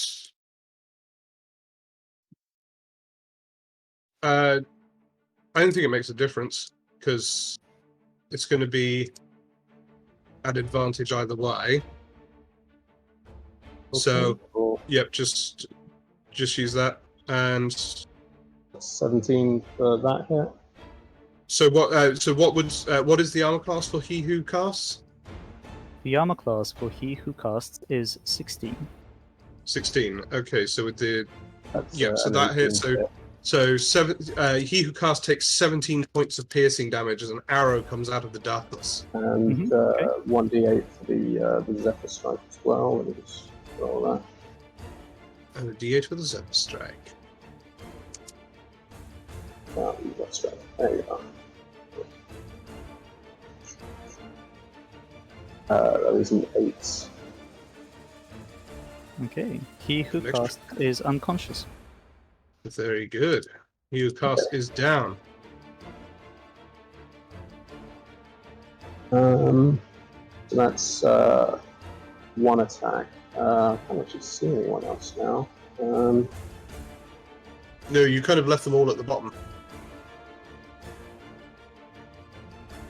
I can't see this stupid owl as well still, can I?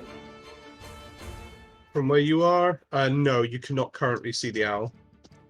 Alright. Well, I guess it's just more attacks on what's his face then? Very well, go ahead and make the rest of your attack rolls.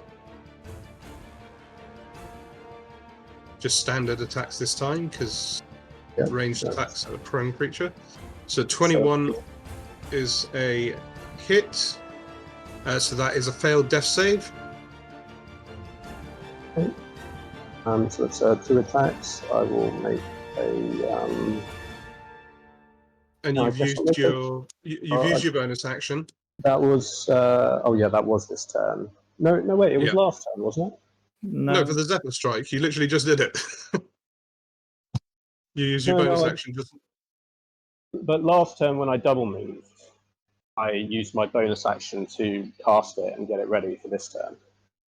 Oh, okay, fair enough. And in fact, I was refreshing it because I was still retaining it from the first time I cast it. So it's yeah, no, that's completely fair. In which case, then That's absurd. That only rolled once, didn't it? Let me roll that again. It's not an advantage. Another Because advantage? Okay, no, even though he's actually, on, because he's prone, it cancels out for ranged attacks. right, advantage because he can't see me. Disadvantage because he's prone. Because he's prone, yeah. Okay, so in that case, just the 15, which so the 15 does not hit now. Okay. And I don't have any bless or anything anymore. So yeah, Okay. that's 3 attacks, right? That is your attacks, yep. So next is going to be... yeah, that was all your attacks. So next will be Snow. All right. I think I'm gonna move up here. Very good. And I'm gonna prepare an action for if I see him. Or Very see well. anyone that is Okay. hostile to me. Very well. You hold an action. Then we will go to he who casts, who needs to make a death save.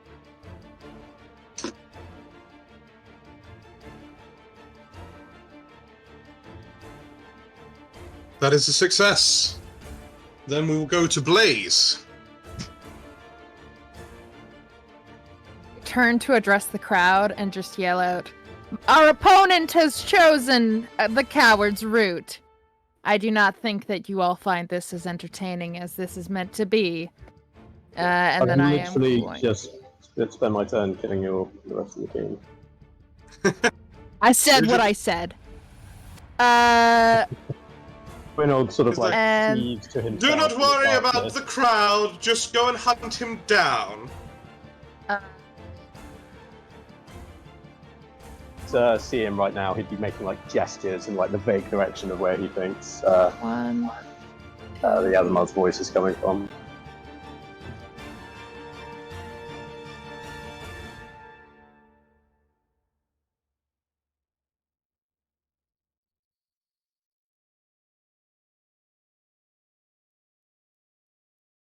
$16. Can I see him? Unless you have a light source now. He's 'Cause- not in shadow. He is. If I turn off your night vision, you can't see him. You've turned off my night vision. Nothing's changed for me. I can Okay, still see hang on. him, but Yeah, no, I've checked. You cannot see him where he is at the moment. He is not in light. Is there Can I any way make you some can set it so we can turn our dark vision on and off ourselves? No, it's not. Roll20 does not allow for that. can I make some sort of roll to try and figure out, given that he has You can shot make and up a- killed two of my opponents? You can make or one of my you can make opponents? another perception check. One of my teammates is a divination wizard. Can he give me his? Oh wait, he's still He keeping needs his to- 19, right? He needs to be able to see you to be able to give you his divination roll. Okay, I'll roll perception then. Nope, you have Right. no idea where he is. Then I guess I'm just gonna stand there. Very well. The flayed one.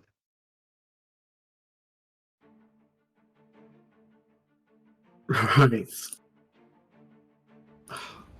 What round are we on, by the way? Who knows at this point? 5 or 6. I can walk. I know I can't walk around this thing. Okay, so You I'll just can't move walk left. around. You Can't see left. in and order right. to in order to This get isn't a wall into- though here, right? Yeah, that is a wall Well, there as well. Oh, it is. Oh, so you can't. Yeah, you can't. Okay. Yeah. Oh. In order to get into those areas, you need to go through the trap. Yeah, it's not on then. Yeah, I'm continuing to stay here. I'm doing what I've always been doing. Okay, Run very around well. the dark like a fool. Withering Fair is enough. patient. Entropy is slow. I'll ready Fair my enough. action to cast. Readying the action to... Very good. Gwynnog, we are back around to you.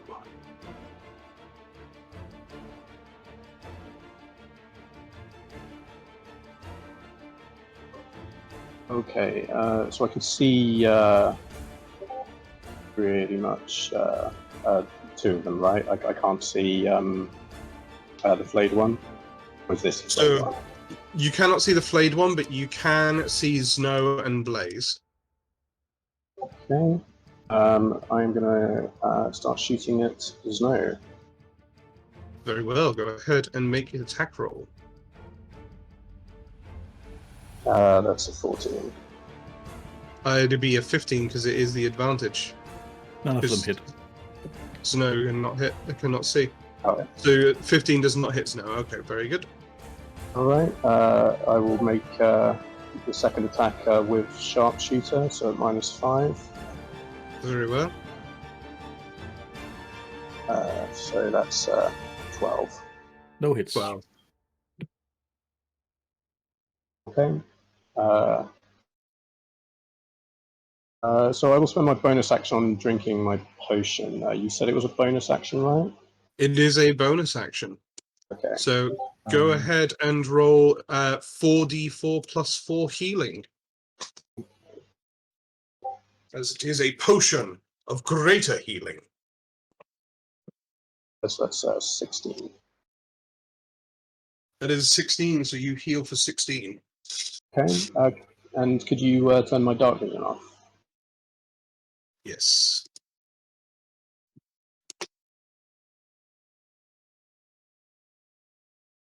Your dark vision is off. All right. So you might have to click okay. off and down on your token again for it to reset. Yep, if you could turn it back on. Very good. All right. I'm going to move.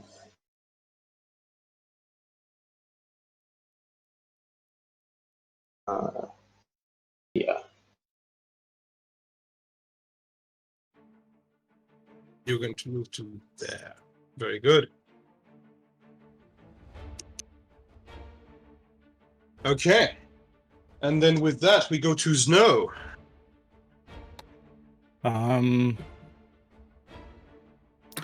Yeah, Snow is gonna walk up here and in there. And he's gonna use a spell slot to cast, let's see, mirror image. Very well. You go ahead and cast a mirror image on yourself, making multiple versions of yourself appear and start floating around you. Yeah, and that's my action. Very good. Then we go to he who casts, who is making death saves. Oh. That is a success. Oh, I'm sorry, I forgot. You forgot that you were still alive. No, I forgot that I could get him up. No, it's okay. Don't worry about it. All right. Next is going to be Blaze.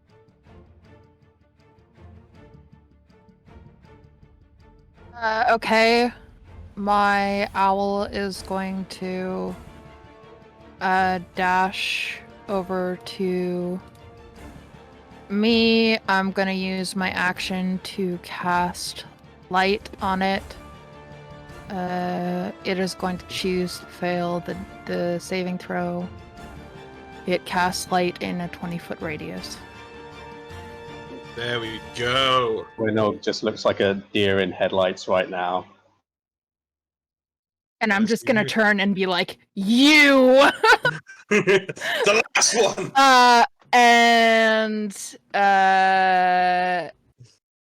Yeah, it's gonna use the remaining little speed to move over there, and I'm just gonna yell, guys, I got him! And then, so I used my action to cast light. Yes, so you have a bonus action and your movement still.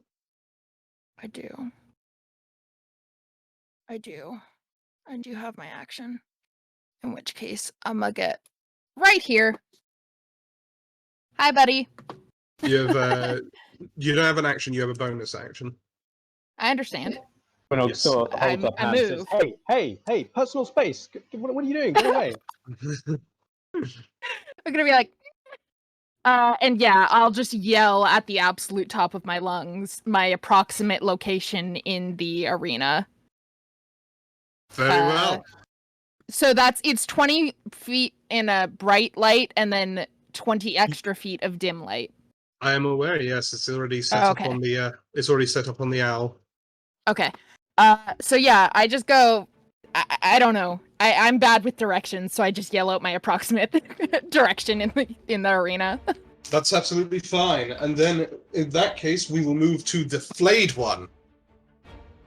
And you hear your captain's voice scream out the location of the final contestant from this direction. Okay.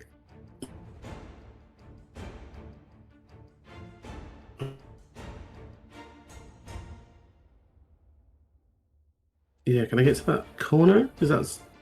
You can get to, I mean, you can get to, like this bit here, to this corner here, which would be, which should, I think, give you line of sight. Let me. Oh, just. Yeah, it does. Yes. That gives you line of sight there. Right. And you have line of sight on him. My God, it's a dream come true. Right, let's blast some magic. Get some flesh for the flesh pile. Very good. I'm going to cast. I'll cast 2 spells. I'm going to try to cast Mind Sliver first, which is a intelligence save, I think, of 15.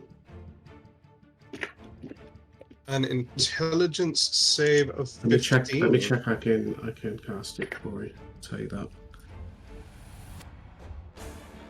Yeah, bonus. Yeah, that's fine. It's a 1 action cantrip. Yep, cool. So yeah, we're not cool. So it fails. I'll put it in the chat what it does. The Mind Sliver. Turns a spike of psychic energy into the mind of one creature you can see within range. What's the range on the spell? Oh, good point. How far am I? You're 65 feet. I think I'm just out, yeah. Oh, I can't. Okay, never mind. I won't cast that. Take that back. I'll just cast Mind Spike, because that's 90 feet. Very well. In which case, that is a wisdom saving throw, I believe. Yeah, that's correct. Yeah, so go ahead and instead, Gwenog, do a wisdom saving throw.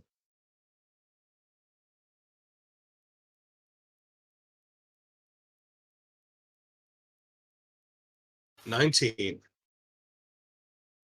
Damn, yeah, that passes. Okay. I believe it's still half damage for Mind Spike. Yeah, it is. Yeah, still some damage. 28. So, what was the other spell I got hit with? That one I can hit you with. The first one had a range of 60 feet, so you were just out of range. Yeah. Instead, you take 10 points of psychic damage as the flayed one walks around the corner, peels off a piece of skin, closes it in his hand, and blasts it towards you. You feel this sharp pain in the side of your head. You're able to shrug off most of it, but it still leaves a little bit of an impression. No. So what was that? What spell? That is called Mind Spike.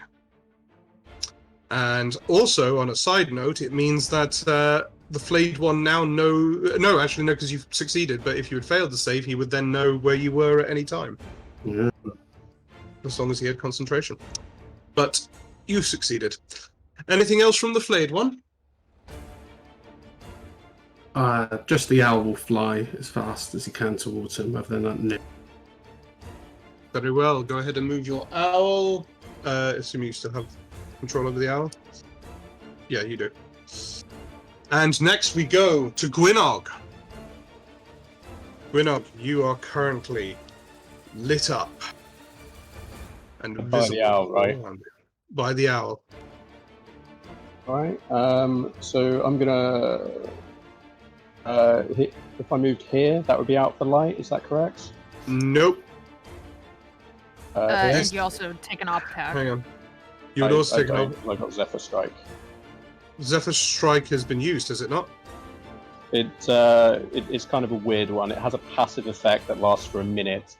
It also has a one-off get 30-foot speed and an advantage on an attack roll, which you can expend at any time. There's like 2 components, but the advantage and speed boost doesn't. Yeah, so take away you don't take op attacks, but yeah, that's. I just turned your dark vision off.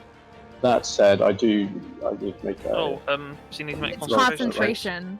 It is concentration, so yeah, you need to make a Constitution saving throw. So it's an 11 versus. That is a damage. success. Yeah, that is a success. All right, still got it. So, am I out of the light here or not? Or do I have to move? No, like... I turned your dark vision off. That's right. not So enough. that's shadowy illumination, right? So yeah. they're at disadvantage to hit me, but they can still see me. Is that correct? Let me. Oh goodness, Dread Ambusher is such a frustrating class. I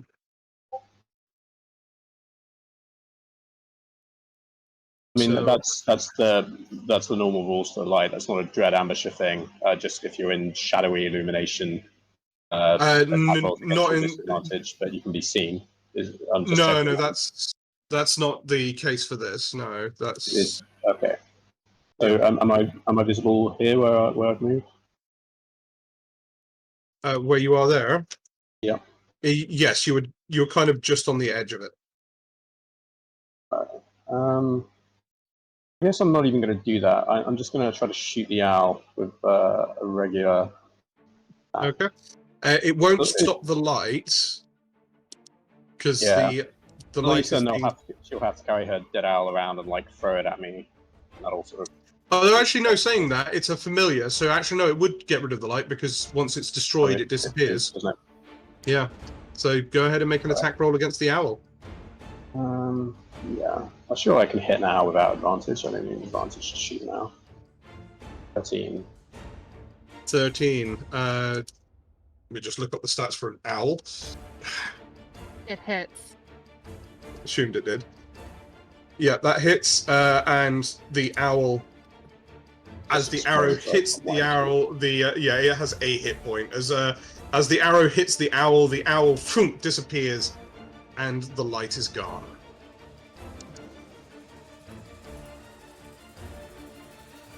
Okay.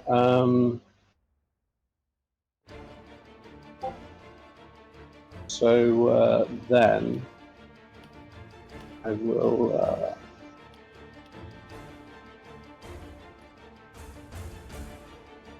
I'm going to shoot this thing as well. This is like a rotten owl, right? That's a rotten owl, yeah. And I have advantage on that. That one you have advantage on, yes. Doesn't he have disadvantage on ranged attacks if he's taking them with me directly within melee range? Only if he attacks you. No, he's got crossbow expert feet. Yeah. Crossbow expert. Oh yes, crossbow expert. Yeah. So that's a crit on the owl. Both owl familiars have been destroyed. Joke's on you, it was already dead.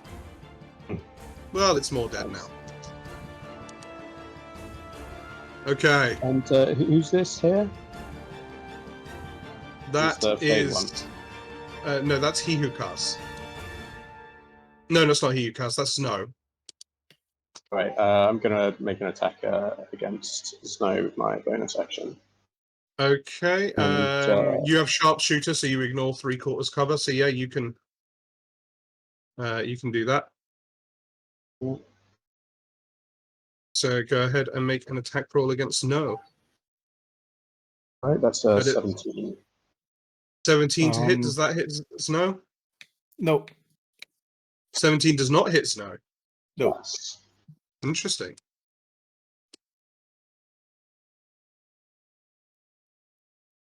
So that's then all 3 attacks, I believe. If you could turn my dark vision off just once more. Yep.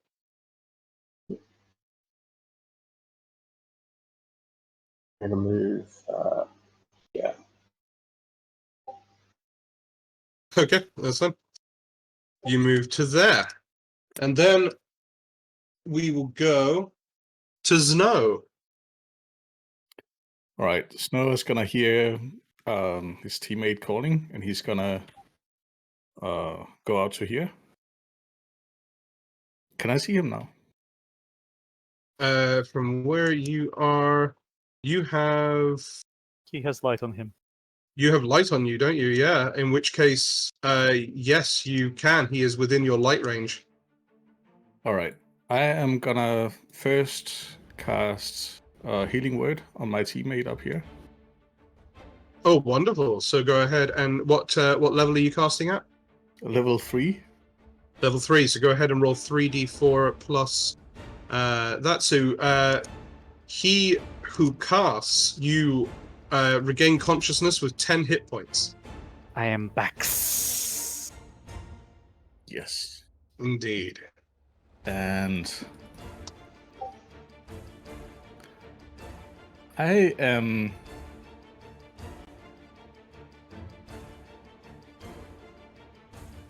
Let me see. So that's the bonus action. Yes. I'm trying to see if there's anything I can make to make him light up. If you have the light cantrip. I do, but it doesn't work on anything that's worn, right? You touch one object that's no longer... Oh, it doesn't say anything.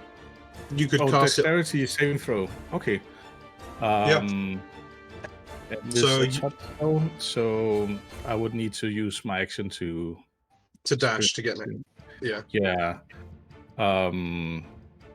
Yeah, you would need to dash. Am I the only light source nearby? You are currently the only light source nearby, other than the big thing in the middle, but he's been avoiding that. All right, I'm just gonna dash up to him and just get in his face. Very well. After Snow, he who casts, you are back up. I am. And the one who was shooting you is now being lit up by your allies. Sad bastard. So, as my bonus action, I shall cast the first strike. Very good. Did roll? Yes, excellent. Then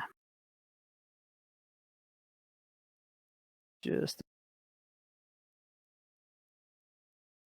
so theoretically from here, Guido cannot see me because his dark vision is only 60, right? From where you are, yeah, we are 75 feet he apart. cannot see you currently, no. So you would have advantage against him. Excellent. I shall. Yes, I shall. And I was lying prone, I suppose, so I have to get up, right? Yes, you would have to use half your movement to stand. If I have 35 feet of movement. You get 15 feet afterwards because it rounds down. Okay. I shoot with my longbow. Very good. 22 to hit. 22. With advantage, just to check if there is a... In case there's a crit, but a 25 to hit. So that is going to hit Buinog. So go ahead and roll some damage. Okay. So it is going to be 12 piercing damage. Plus 1d6 from actually let me see. No, never mind. 1d6 from the gathered swarm. So a swarm of flying snakes flies out and lashes out at him. Very good. Another 2 damage. 2 points of damage. I'm activating the ability of Zephyr Strike, which I suppose gives me... hold on a second. It gives you a d8 force damage. Yes, it does.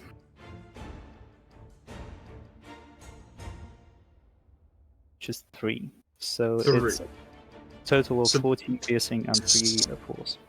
Yes. So, Gwynog, you take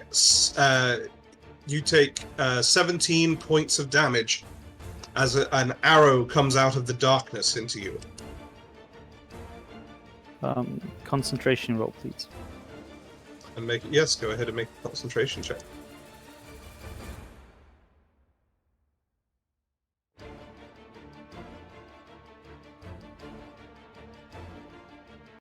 That is an 11, so that is a success.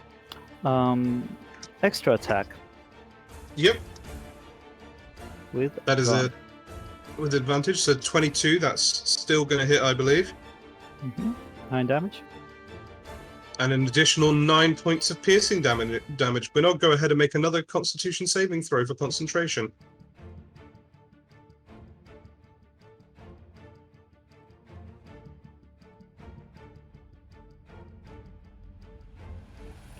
That is a failure.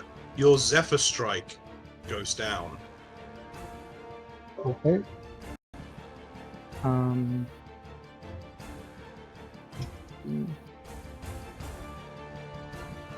So, question. Yes. Is it too late to activate Favored 4 now? And if I activate it, I'll have to drop concentration on Zephyr Strike, but will I still be able to use my movement? I think... no, if you're dropping concentration on the Zephyr Strike, then that would negate the movement bonus, because the spell would no longer be in effect. But yeah, you could potentially still activate it. Okay, but on attack, if I so choose. Let me just see one quick thing.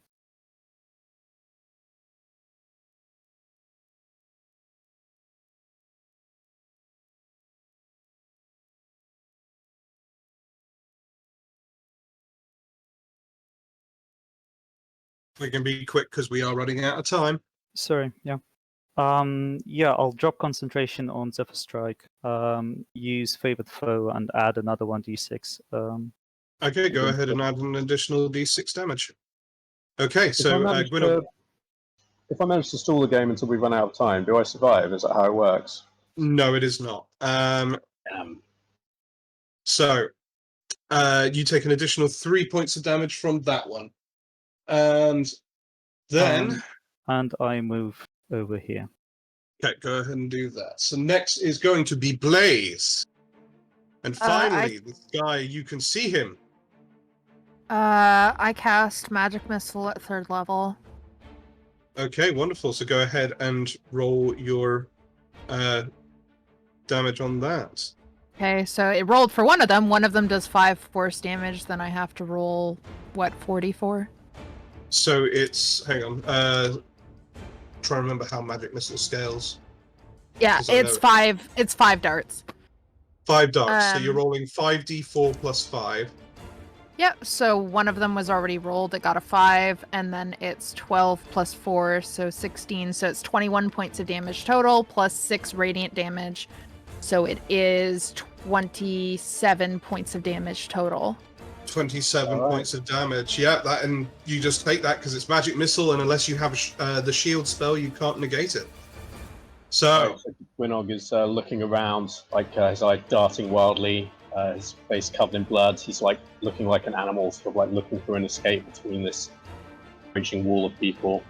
And then as these missiles come, he sort of turns, and his face is just lit up in terror as he can't dodge them. And they all crash into him, and he drops to the ground. To the ground unconscious, and as he drops to the ground unconscious, there is a massive cheer from the crowd as the Grand Overlord stands in his seat and says, "Wonderful show for all around! The first round victors are the Player Flayers! What a wonderful little show we had here! The bloodlust was remarkable! Oh, I couldn't have planned it better! No, I did plan it! Anyways, so, that means that the Player Flayers will move on to the finals for the chance to win their freedom, and Team Az will go through to the secondary finals for a chance to avoid an eternity of torment and torture. For those in the audience, thank you for joining us. We had a wonderful time with you today. Make sure to come back in 2 weeks for the second qualifying round between the Global Goons and the Heartbreakers.